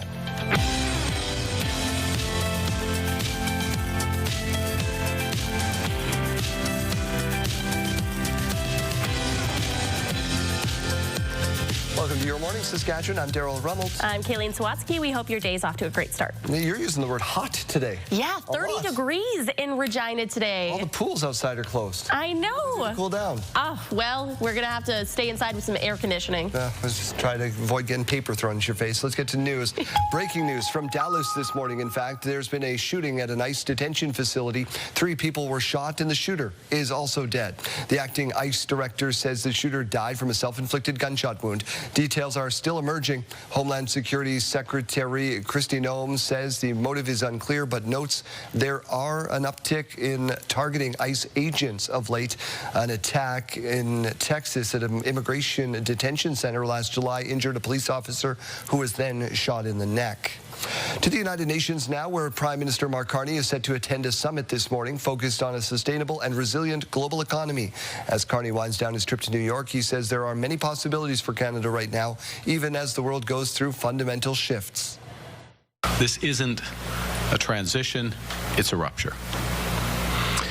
Yet, even with that background, after my time here in New York during United Nations High-Level Week, I'm even more certain than ever that in this new era, Canada won't just endure this shift, we will prosper. Carney says Canada has what the world wants, adding our country is an energy superpower. Carney also met with business executives and world leaders in an ongoing effort to diversify Canada's trade opportunities in the wake of tariffs. Meanwhile, Carney is anticipating a meeting soon with Chinese President Xi Jinping. This follows yesterday's get-together with the Chinese premier. It's the first time in nearly 8 years a Canadian prime minister has met with the leader from China. The two countries are locked in a tariff battle, as you know, over canola and electric vehicles. Carney says there are a range of opportunities to broaden Canada and Chinese trade relationship, including clean and conventional energy and agriculture. Defense officials in Estonia are beefing up border security measures in the face of a rising threat from Russia and especially Russian drones. We have to understand that fighting against these drones needs to have also the very complex approach. European Union defense officials will meet on Friday to discuss how to create a drone wall along the bloc's eastern flank. This follows a Russian drone incursion into Poland and an incident last Friday that saw 3 Russian fighter jets violate Estonian airspace. Governor of the Bank of Canada is pointing to Saskatchewan as a model for diversification. Canada needs to diversify its trade. Saskatchewan's, you look at a map, it's like right in the middle of the country, U.S. in the south, Alberta, Manitoba around it. Yet it has managed to diversify its trade more than some other parts of the country. So it is a good place to talk about trade and what can be done to diversify our trade. Tiff Macklem was speaking in Saskatoon yesterday. He says the country will face more economic turbulence unless it addresses productivity and finds more ways to get product to other markets. A multi-vehicle crash closed a stretch of Highway 1 east of Moose Jaw. This happened at about 11 o'clock last night, and as of this morning, still closed. Highway 1 eastbound lanes of Caribou, east of Caribou Street, and onto the Manitoba Expressway. MJPS asking you to watch signage, follow the directions. They do not yet know when the highway will reopen. 3 former members of the Saskatoon Police Service are appealing their dismissals. Jeremy Dodge, over to you in Saskatoon. Thank you, Daryl. It was earlier this month when SPS announced that 2 constables and a special constable were fired, deemed unsuitable for police service. The 3 were among 5 who'd been suspended following an off-duty gathering last September. The other 2 returned to work this spring. The police chief said the investigation into the officers now includes additional allegations of misconduct, and the Saskatchewan Serious Incident Response Team is investigating. Well, now a lawyer representing the fired constables who were part of the tactical team and the special constable says they were fired before the investigation was complete. The lawyer said the officers offered to attend mediation, but that was rejected by SPS. He said the officers will now wait for an appeal hearing, which won't happen until early next year. The Saskatoon Police Service says it respects the appeals process and will not comment until it concludes. Some Prince Albert firefighters are learning how to respond to wildland fires in urban areas. In partnership with the International Association of Firefighters, 4 first responders from Prince Albert are joining the Saskatoon Fire Department in wildland urban interference fire training. The SFD says with urban expansion into formerly rural and forested areas, there's a significant increase to the risk of wildfires impacting homes, infrastructure, and lives. If we have a bad drought year, and then with winds, we always get winds in Saskatchewan, that impact on the fire, we could potentially be in a worse situation. So we've seen that gap, and that's why training is important. Now, once the training is complete, the firefighters will become instructors and then can teach others how to respond to these types of fires. Daryl, Regina police having public safety conversations this week. Yeah, earlier this year, as you'll remember, the province's Public Safety Act came into effect, preventing people from carrying weapons in public, machetes, bear spray, hypodermic needles as well. Communities must opt in for that to become law. Well, last month, Saskatoon did it. Now, Regina's police service is suggesting our city do the same. Sierra D'Souza Butts reports. Aiming to improve public safety downtown, Regina's Board of Police Commissioners is recommending the city opt into Saskatchewan's Safe Public Spaces Street Weapons Act. It's really in instances where weapons are being used downtown in a way that's not safe. Somebody's carrying a machete down 11th Avenue. We don't want that. The legislation aims to promote safety in municipalities, authorizing police officers to use their own discretion for removing dangerous weapons off the streets. The act was expanded earlier this year to include fentanyl, hypodermic needles, and methamphetamine under the definition of street weapons. Other examples include large knives, machetes, and bear spray. This legislation gives us the power to seize that, not lay a criminal charge. We can issue a provincial ticket, so it's less criminalization. The act is only regulated if municipalities or First Nations choose to opt in. So far, Saskatoon, Moose Jaw, and Yorkton have all done so. However, one One advocacy group says if the law goes into effect, it can potentially increase the risk of overdoses and deaths for those dealing with addictions. Because people obviously are afraid of being in a public space and being criminalized, that means that they are much more likely to be in isolation where they don't have the harm reduction supports in place for their protection. The City of Regina declined to comment as a discussion is being held on the matter this week. The report will be brought forward to City Council at Wednesday's meeting, where councillors will vote on approving the drafting of the bylaw. Sierra D'Souza Butts, CTV News, Regina. The Saskatchewan Roughriders are in Edmonton this weekend to take on the Elks, and they may have some reinforcements. Jacob Carr reports. The announcement of sweeping changes to the CFL game has seen mixed reactions across the country from fans, media, and players. On Tuesday, CTV News got some reaction from members of the Riders, including offensive coordinator and Regina product Mark Mueller, who says he doesn't mind the tweaks. The goalposts, it was a unique to the Canadian game thing, and it was different. I remember as a kid, the Libel Field goalposts went right on the goal line. So as long as you touched the goalpost, you were in. So I liked that. But that hasn't happened for a long time. And Mueller's signal caller agrees that people who are staunchly opposed to the changes need to RELAX, saying the Canadianness of the Canadian Football League isn't going anywhere. Maybe a bit of an overreaction yesterday by some people, but I mean, shoot, it's still 3 downs. There's still 12 people on the field. Field's still 65 yards wide. The end zone's still bigger than 10 yards. It's going 15. It's still Canadian football.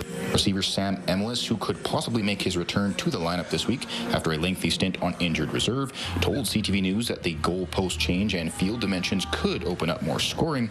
And as a Canadian, he has no qualms with the changes closely mirroring the American game. I would say most of the basic rules will stay in place with the waggle and stuff. So I don't think it's going to change too much on my end, but I can see why people thinking that.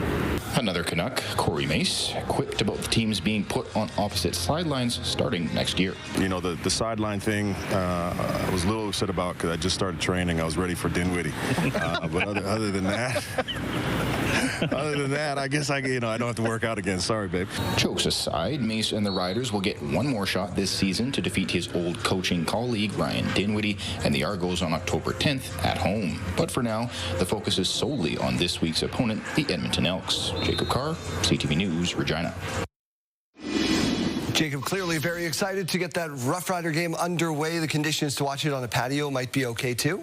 Going to be absolutely fantastic. Really, the 7-day forecast across Saskatchewan looking really, really good, apart from areas far up north that are going to be seeing some of that precipitation later on today. Now, current temperatures out there showing Regina waking up to 11 degrees. Not too many clouds up in the sky. It really is sunny across the province this morning. 13 degrees in Saskatoon. The winds are slowly starting to increase, and they are going to continue on that path until the afternoon, where we see them gusting up to about 40 kilometers per hour in Regina and Saskatoon and some surrounding areas that you'll see on our wind forecast in just a moment. But here is a look at that future cast where we can see the rain that made its way in earlier on. It's going to be impacting the northern part of the province into those afternoon hours, pushing off by about 7 p.m. this afternoon. And then the province is just looking really clear, not really any cloud cover into those overnight hours, just a whole lot of sunshine in the afternoon and clear conditions overnight. Now, today's wind gusts, we just mentioned that they're going to be increased for Saskatoon and Regina, but there are some other areas there as well. So it's starting around the Battlefords there. Kindersley also could be seeing it a little bit earlier on in the afternoon, and then winds will be going down as we make our way into those later afternoon hours. And the temperatures today looking really, really warm, even hot into some of those areas in the south. Moose Jaw up to 31, Regina, as we mentioned, up to 30 degrees, and Weyburn up to 31 as well. Swift Current not quite cracking into those 30-degree temperatures, but still going to be a very warm day up to 29 degrees. 29 expected in the Parkland region there as well, Yorkton, and a little bit cooler through Prince Albert, 24 degrees. But even with that temperature, it's still above that seasonal average. We're seeing that for Regina at about 16.8 degrees and Saskatoon about 16.1, and not quite breaking any records, at least for the two major cities today. 31 31 degrees was the record back in 2009, and 33 degrees for Saskatoon. Again, that was back in the year 2009. Now, your 5-day forecast in Regina looking great, although we are seeing a significant drop in temperatures for tomorrow, down to 20 degrees from 30 degrees today. Still, again, above the seasonal average. 20 degrees on Friday, 25 on Saturday with a few more clouds, and 26 on Sunday. And in Saskatoon, 26 degrees today, 20 degrees tomorrow, 19 degrees on Friday, back up to 24 degrees on Saturday, and 23 on Sunday.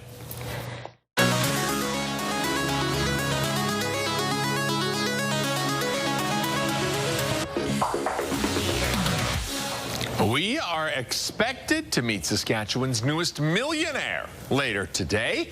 Sask Lottery's announcing the winner of the September 6th $5 million Lotto 649 draw. We have no details about the winner yet or where the ticket was purchased. News conference with the winner, though, being held in Saskatoon sometime today. You guys have an appointment up here? I wish. Don't, but I couldn't help but notice that Chantel Sanders isn't in your office just yet, the 6 p.m. anchor. Yeah, a little early for her to show up. But who knows? Whenever something like this happens, my parents play the lottery pretty regularly. I always hope they're keeping it from me, and I see them on TV before they have notified me of It's in my blood. I've shared this before, but my grandmother won the lottery back in the 80s, and my other grandmother on the other side of the family won a lotto home. So it's in my blood. I have to play. I haven't won yet myself. Question of the day. Question of the day is where we go to next, you lucky duck. What's your favorite children's song? We had Raffi on. If you missed that conversation, you can catch it on our website. Yeah, so some great answers on the board. You Are My Sunshine, Twinkle, Twinkle, Little Star, some classics there. We had this one saying Skinamarink-a-dink, you know, the one that says I love you. My daughter, not so great at that one yet. She can go I and you. She doesn't have love yet, but it's real cute. No love in her heart yet. Tough. That's a tough one. Sherry writes in and says The Song That Doesn't End. And as soon as I read that one, I had it stuck in my head immediately. No. Everybody watching is going to. If you want for the Muppets. Keep it playing.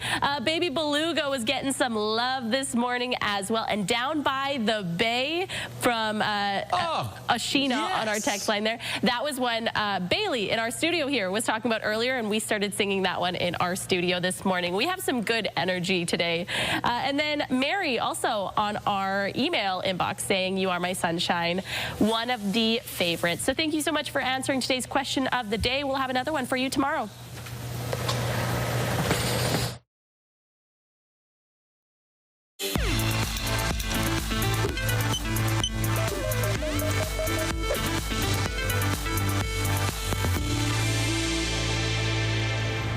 Dialysis is a life-saving procedure for patients with severe kidney disease, but it can have some severe side effects.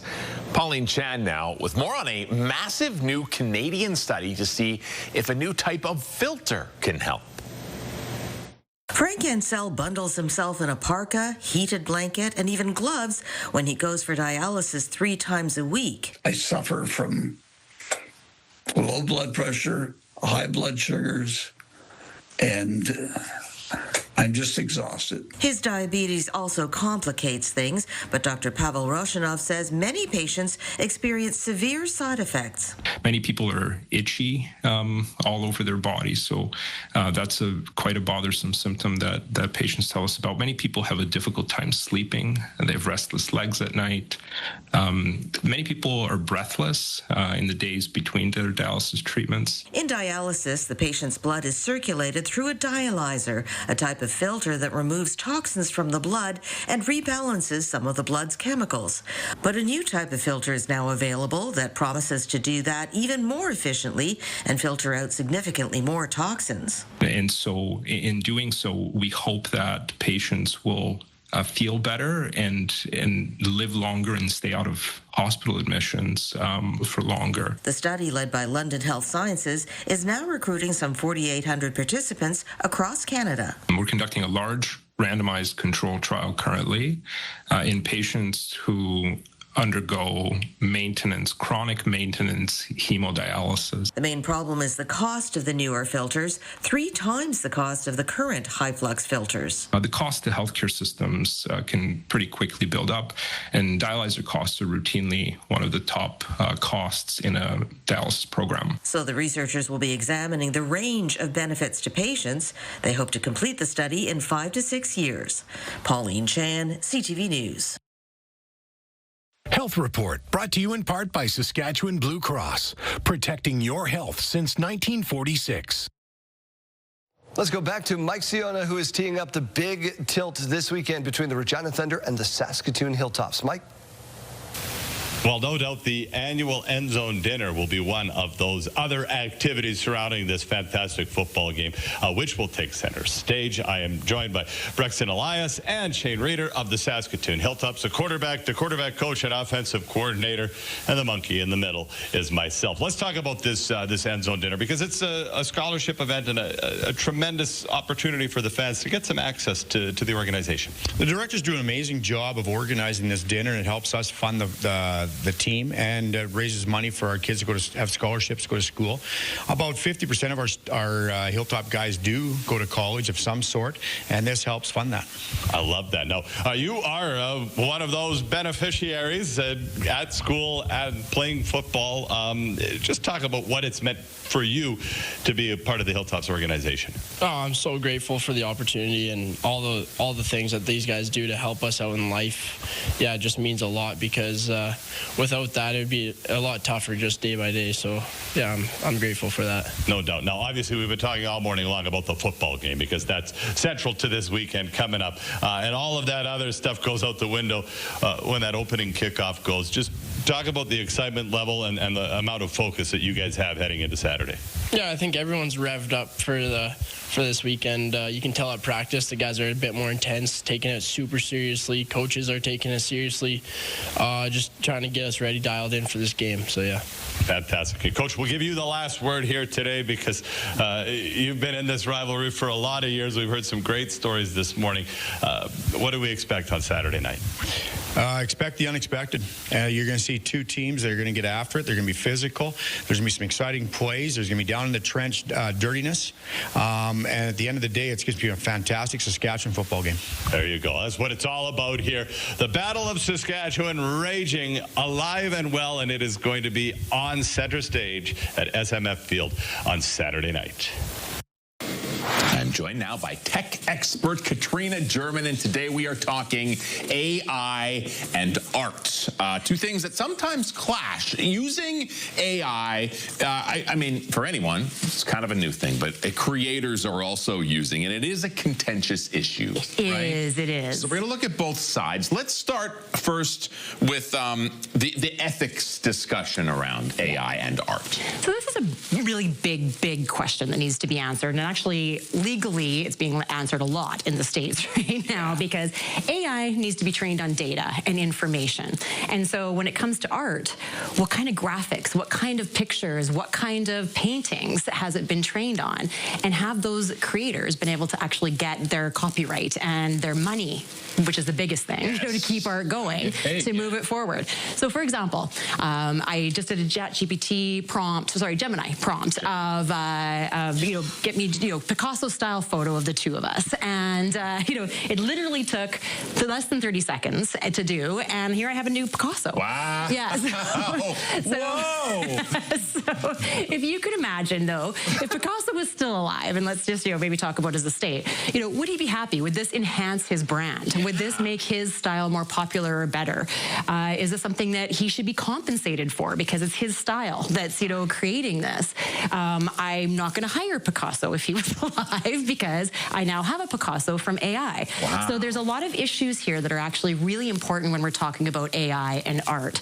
And so it is something that we want to be really thinking about carefully when we're talking about this. However, there's always the other side of it, right? Where, it's nice to be able to, as an average person, create something, that you can print out and put on your wall, things like that. Yeah. And so, it's a kind of a back and forth issue. So definitely things to be considering on the ethics side, the con side, but there's certainly some really exciting exciting things that are also happening on the pro side. Yeah. Now let's talk about locally. Yeah. There is AI art being created in Saskatchewan. There is. So AI Saskatchewan, actually, they're claiming to be the first ones to sell a piece of AI art. It was bought for $65. That's profit. Yeah, but there are some out there in the world, like some museums and different groups are selling. Like there was one that was sold for $400,000, an AI created piece. So it's, so this is something that's important. It's going to be a new area of art. True. Yes. And it's already an area of art, and some Saskatchewan creators have created. You have brought some examples of that. Have got to show you this. This is so cool. So this was actually created, this is Time Magazine cover, created by Brianna Bradell. And she's a developer here in Saskatoon. She's a very creative, amazing artist as well. And Time Magazine came to her to actually design this cover and write 2 articles in here about art, and AI, and just how to use it and everything. So Time Magazine came to Saskatoon, Saskatchewan to be like, hey, tell us how to do AI, which I absolutely love. Just in transparency, Brianna and I do have some projects together, but that's why I know about this, but I still think it's very important that we share and celebrate some of these really cool things that are happening here. It is very, very cool. Saskatchewan has great creators and great people in tech, of which you are one, Katrina. Where can we follow along with you and keep up to date with all this stuff? Because you seem to know everything. So changing so quickly. I do monitor it, but you can find me at katrinagerman.com or ethicaldigital.ca. Okay, thank you so much. Thank you.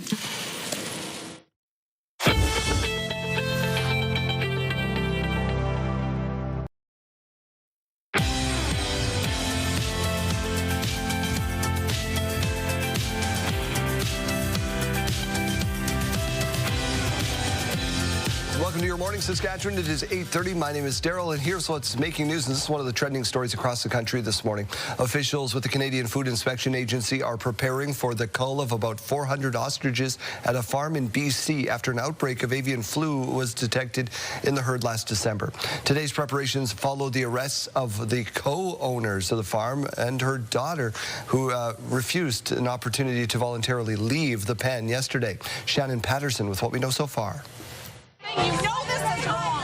You know this is wrong. Supporters of this family-run ostrich farm shouted at RCMP officers stationed at the property in the West Kootenays as the Canadian Food Inspection Agency prepares to cull the flock 9 months after an outbreak of avian flu. They're not listening to us. We've been trying for 9 months of clear communication of that these animals are healthy. Can we test them? That is it. Can we test them for virus?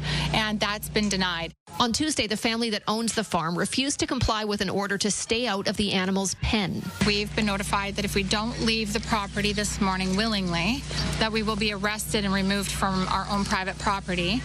And all we've asked for is to feed our own animals today. Ultimately, Katie Pasitny and her mother were arrested for entering the pen to feed the ostriches. We got through to the back pen and they came flying up and told us to get out. We were under arrest. They returned to greet supporters hours later, told they can't enter the ostriches' quarantine zone. So we're not allowed to go over there, and we have a court date, and that court date that will decide if Canadian Food Inspection Agency wants to charge us. They can't sleep. They're stressed. It's disgusting. It's like domestic terrorism from the government to the public, to the citizens. They are being terrorized, and they are good, wholesome people, and they don't deserve it. The family has filed for an emergency stay from the Supreme Court to stop the cull, which the CFIA has deemed necessary because the ostriches could still spread a unique and more lethal strain of avian flu. Legal filings are in, and now we just keep pumping up that public opinion like we have. Supporters from across Canada have converged on the farm, vowing to stay as the standoff continues. Shannon Patterson, CTV News. The world's most powerful tropical cyclone of the year slammed into southern China today after 17 people died in Taiwan. Typhoon Regina also lashed Hong Kong with ferocious winds, heavy rain. The tropical typhoon is tracking towards Maoming, one of the Chinese biggest oil refining cities. China's Marine Authority has issued a highest red wave warning for the first time this year, forecasting storm surges of up to 2.8 meters in parts of Guangdong province. With all the talk of tariffs driving up costs and squeezing producers, one Saskatchewan professor is keeping crops close to home. Regina reports. Amid tariffs that drive up cost and squeeze producers, many local processors are keeping crops close to home, turning harvest into food and beverages that sustain their local communities. Yeah, in general, I try to support local. Like, we're a small town business who ask people to support local, so it's only fair if we also support local ourselves. His in-laws decided to stop farming grains, but they still wanted to produce something. So they took a small section of the yard, planted some hops, put them up, put up poles and strings, and they grew well. They grew very well. Now the farm provides fresh hops for the small brewery in Moosomin. As much as I am able to, I buy Saskatchewan malted barley, and I use the hops grown at the hops farm. So most of the beer we come out of here is almost entirely Saskatchewan ingredients. About 2 hours north, a Yorkton staple is serving its community with locally sourced, ready-to-eat products. We go through, 1,000 or 1,500 tons a month, so it requires a lot of different farms. But we try to really grab our flax locally, or as local as we can. He says TA Foods chooses Canadian ingredients because of its high quality, and the growers are ethically responsible. Some of the farmers we've worked with, for 15 years, we keep buying their flax every year, every other year, depending how it works into the rotation. And we just trust that what they're bringing in here is of high quality and ungrading. It seems to be a winning strategy. So as soon as it runs out in a store, we're getting emails about it. Where's the TA Foods milled flax product? So our local customers love our product. Over the years, TA Foods has expanded to supply grocery chains in Canada and beyond. While tariffs continue to raise concerns for our crops and producers, this harvest is still a time to celebrate the bounty grown and processed locally. Regina, CTV News, Yorkton. Hundreds of Canadian business owners in the food industry were in Saskatoon yesterday, sharing their startup stories and discussing challenges of getting product to market. Laura Woodward reports.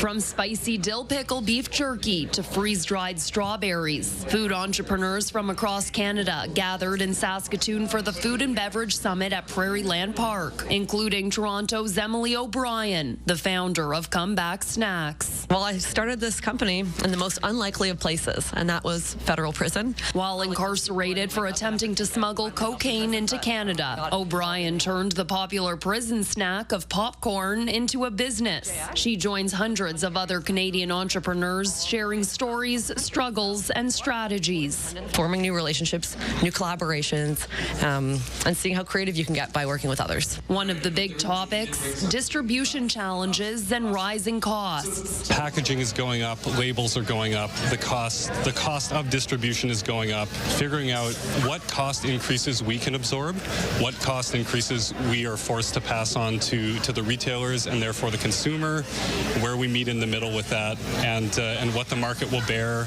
and how do we still make a living with the cost of everything going up. And despite inflationary pressures and cross-border trade barriers, this Saskatchewan business is seeing growing interest in buying local. To support people like me and support farmers, producers, marketers in Saskatchewan and throughout Canada as well. Laura Woodward, CTV News, Saskatoon. 191 officers from across the province being awarded for keeping impaired drivers off the road in 2024. Silver, gold, and platinum levels of awards were given out based on the number of impaired drivers the officers removed from streets. These awards are in memory of the Van der Verst family who were killed by an impaired driver in 2016. It's Mad Canada's honour and privilege to acknowledge police officers who remove impaired drivers from the road. Technically, they're saving lives every day, and we need that enforcement to continue to be proactive in Saskatchewan. The award ceremony was also held in Saskatoon on Monday. Swifties, mark your calendars. Her new album, The Life of a Showgirl, is coming out next month. Fans can celebrate the drop together. They call those drops now. I don't know when that happened. At a release party screenings being hosted by Cineplex. So you can go to a movie theater for this. The official release party of a Showgirl will feature Swift's never-before-seen reflections of her new album. The shows play October 3rd to 5th. Tickets go on sale for that tomorrow. Kayleen Sawatsky will you be there? I was just going to suggest a team-building activity where we all go. So you suggested that, and producer Nathan and I said, let's go back to laser tag. We've been laser tagging. Let's go support Taylor Swift. Is so bad at it. It's just... We'll figure something out. I'll definitely be there to support Taylor Swift, though. Let's turn our attention to the weather center here. Warm start to the day. We're going to be seeing a very hot afternoon. 11 degrees in Regina right now. Take a look at that beautiful fall foliage behind me there. Winds coming in right now at 17 kilometers per hour in Regina, and similar wind conditions in Saskatoon, sitting at 13 degrees there, though, this morning. The futurecast showing that we do have some rain on the way for the province, although it is all concentrating far up north. Going to be falling in the afternoon and then pushing off by the early evening hours. And then it's just going to be nothing but clear skies as we head into the evening and tomorrow morning here in Saskatchewan. Today's wind gusts, though, going to be increasing quite a bit compared to what we have been seeing in the past few days. So it's all those areas lighting up in yellow there on the screen. Saskatoon and Regina could be seeing those winds as well, up to about 40 kilometers per hour. Other areas just lit up in blue could be seeing them up to about 30 kilometers per hour. Now, the temperatures today well above that seasonal average of 16 degrees. Moose Jaw reaching 31, Regina reaching 30 degrees today, Weyburn up to 31, Estevan 29 degrees, and Yorkton up to 29 degrees. So today is the day, although we know that a lot of those outdoor pools have already closed, so that's not an option. Stay inside with some air conditioning if you can. Now, we talked about that average, though, but if you were wondering if this was actually going to be record-breaking, well, at least for the two major cities, the answer is no, and that is because of 2009, a very hot year that year. 31 degrees on this day back in 2009 in Regina, and 33 degrees on that day back in 2009 in Saskatoon. So just some historical data there for you. Tomorrow we do see temperatures starting to drop off, but they're still going to be warmer than that average. 20 degrees tomorrow for Regina, 20 degrees on Friday with that sun continuing to shine, back up to 25 degrees on Saturday with a bit more of that cloud cover moving in. 26 degrees on Sunday with, again, a little bit more cloud cover. 26 degrees today for Saskatoon, 20 degrees tomorrow, 19 degrees on Friday. And then again, also through the central zone, we're going to be seeing that cloud cover increasing on Saturday up to 24 degrees, though, and 23 degrees on Sunday. Your morning just got a whole lot richer. We're giving away a staggering $20,000, and it's time for today's code word. Imagine what you could do with an extra 20 grand. The possibilities are endless.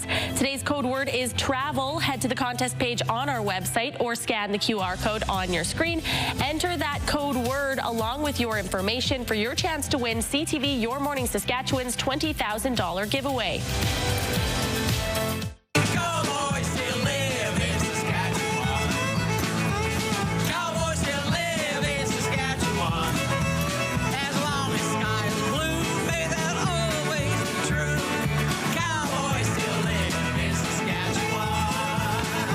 Is a fun track from Connie Calder. It's off her brand new album, Wide Open Spaces, and that song is called, well, you guessed it, Cowboys Still Live in Saskatchewan. And we're so happy Connie has time to join us today. So great to see you.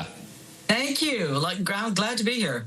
Well, let's talk a little bit about that track, because I'll say it's kind of a comical track, a funny track. It looks like it's a lot of fun while you're taping it, filming it. Oh, yeah, Was it fun to do, or is being funny work? You're a theater person, you know comedy is tough. Well, this is a great story that I've known for years. A friend, I wasn't there at this actual event, but friends I know were, and I'm sure there's lots of old cowboys from, or even young ones that will have heard this story. But it was just a story a friend of mine told me. We just used to laugh at it. And then I decided, when I decided to kind of shine a light on the West, I just wanted to do songs about the West and about things about it. I've been writing a number of songs about it. And face it, the prairies has been a through line through almost every one of my albums. There's always been something about that this extraordinary place. You know, it just is part of who I am. And I thought, I'm just going to focus on it this time, just on the West. And then this story came out, and I was telling it to my son, and he said, "Oh, you got to write that into a song." And I thought, yes. And we've had so much fun singing it. And the video, actually, somebody contacted me on Facebook, as those things are, and he was at the actual thing. He gave a few details that I know made it true. Anyway, I just love singing this song, and I can't wait to sing it in Saskatchewan. I can't wait. I just can't wait. Well, you know, and you have been a touring artist for many years. As I alluded to earlier on, many people may not know that you started off as a theater artist, but then changed to music. You know, what is it about the road that still has a hold on you? It's the audience. It's the people. It's being able to sing and connect with people, because that's why you are. I mean, I like traveling, so that's good. And I've always, you know, I'm a prairie person. I'm always looking down the road, what's there. But I think that just to be able to connect with an audience and to sing your own stuff, and to sing stuff that in this case, coming to Saskatchewan, I can hardly wait, because anywhere in the West, I know what I'm singing about matters to people and connects with people. And that's wonderful. That's wonderful. If I could eliminate some of the miles over Northern Ontario, that would be great. But, you know, I love performing, and I love connecting, and there's people I know in that audience that I know, that I've known for years, that have come back again and again, people that sing along with my stuff. And that's really what it is. That's the best part of being a musician. It truly is. We're just out of time right now. We want to remind people that the Dark Hall performance on October the 4th is sold out, but there's a matinee performance. There's still tickets available for that on October the 5th. Connie, always great to speak with you, and thank you so much for being with us, and we look forward to having you back in Saskatchewan. Thank you. I'm looking forward to getting there.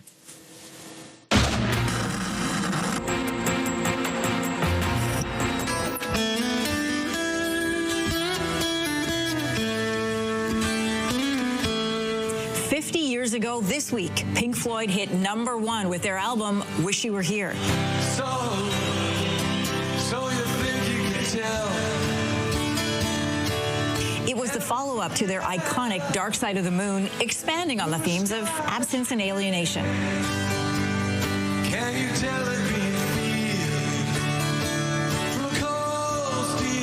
In December, the band will release a 50th anniversary edition with 25 bonus tracks. Do you think you can tell? Did they get you to trade your heroes for ghosts?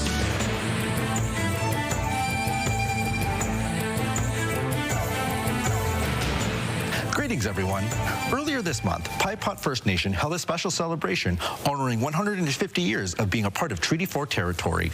Thanks to a special collaboration with the Museum of Manitoba, Nation members got the opportunity to see and touch items once used by the chief in which the nation is named after. On September 9th, 1875, Chief Pipot signed onto Treaty 4 territory. 150 years later, the descendants of his nation are celebrating the signing as well as his legacy by repatriating items once used by the founding chief. It's a very overwhelming, surreal feeling. It's, you know, just to look at the valley. What our eyes see is what our founding chief seen back in the 1800s, you know, the meeting and having those items. It's unexplainable. For decades, the items of Chief Pipot were stored at the Manitoba Museum. The process to get them back to the nation began earlier this year. In total, 19 items were repatriated, the largest repatriation to date for the Manitoba Museum. It is a proud moment for museums to really take stock of what we're doing here and to really look at what speaks to our collections and what belongings really do rightfully need to go home. So I think having some transparency around that too, and just having these discussions where we talk about repatriation are really important. The search and repatriation were led from within Pipot First Nation. Murray Ironchild is an elder from the nation who supported the team during the process. He hopes other nations follow suit. You do it on your own, you know, the group that's there, they're educating themselves, you know, so that them too, when they're asked like this, that they have a better understanding and, you know, and speak about these things in a truthful way. There are plans of building a heritage center where the items will be put on display, inspiring nation members for many years to come. We want generations after us to see the work that we did and what we put in place for them to remember, not to lose. The most important thing is the Ospagan that our founding chief left us that are going to carry us for hundreds of years. But the work is not done. The nation's research team is now focusing on repatriating other Pipot items at museums in Saskatchewan and abroad. If you have a story you would like to see in this segment, here's how to reach us. You can contact me by email, and you can also watch past episodes and segments of Indigenous Circle on our CTV Regina and CTV Saskatoon websites. Indigenous Circle is brought to you in part by Saskatchewan Indigenous Enterprise Foundation, growing the First Nation entrepreneurial spirit.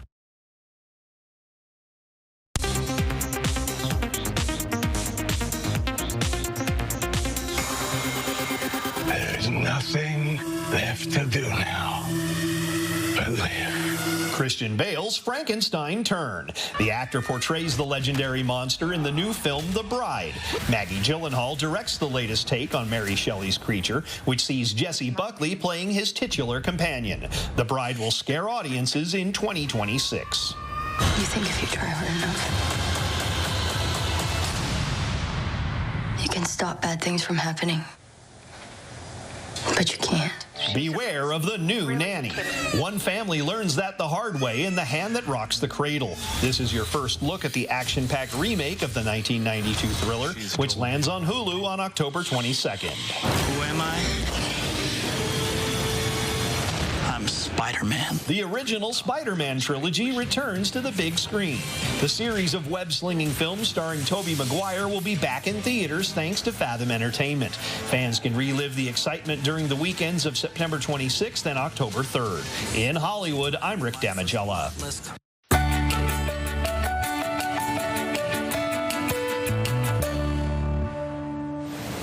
Many runners are born to run, but in LA, there are some babies that were born so their dads could run. Yeah, it's called the Dad's Stroller Running Club, but their newly formed community goes a lot deeper than just exercise. Here's ABC's Danny New.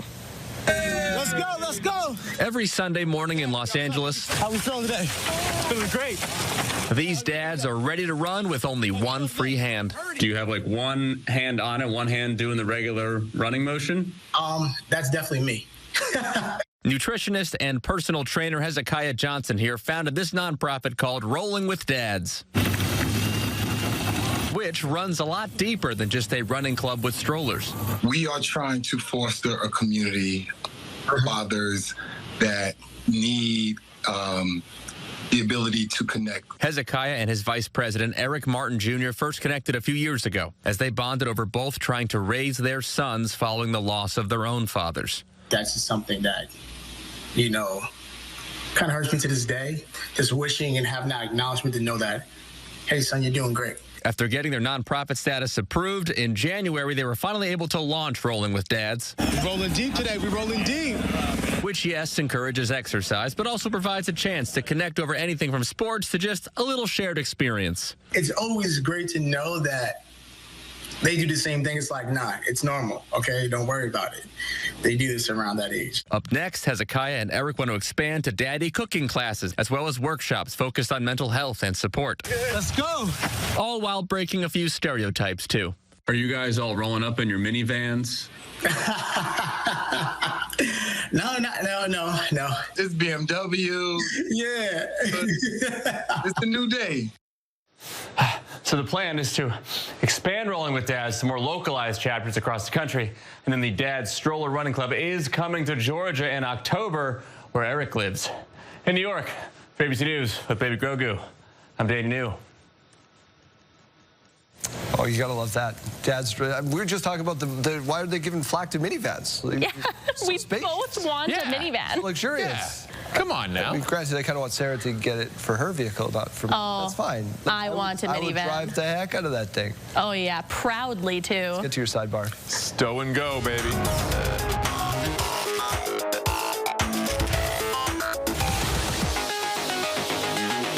TVs and headrests. TVs in a minivan. Slide. I don't.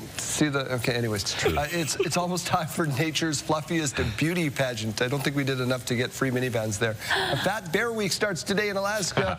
In the national park, it's a bracket-style competition where voters get to pick their favorite brown bear bulking up for hibernation. Voters will see early and late summer photos of the bears. Fatter bears have a chance to survive better in hibernation. This is the 11th year of the competition. The bear 128 Glazer won the last 2 years, so that bear knows how to eat. Oh. This year's winner will be announced on September Going for the 30th, three-peat. which is a week from today. So we will come back to this story and see who won Fat Bear Week. I am so excited for this. I love bears. Alaska's top of my bucket list. This competition was made for me to go vote. Gonna go after your picnic basket, and I don't think the Ranger's gonna like that, Yogi. Jeremy, what do you have for us? All right, so if you guys had 16 straight days away from work, would you choose to go do more work like this woman?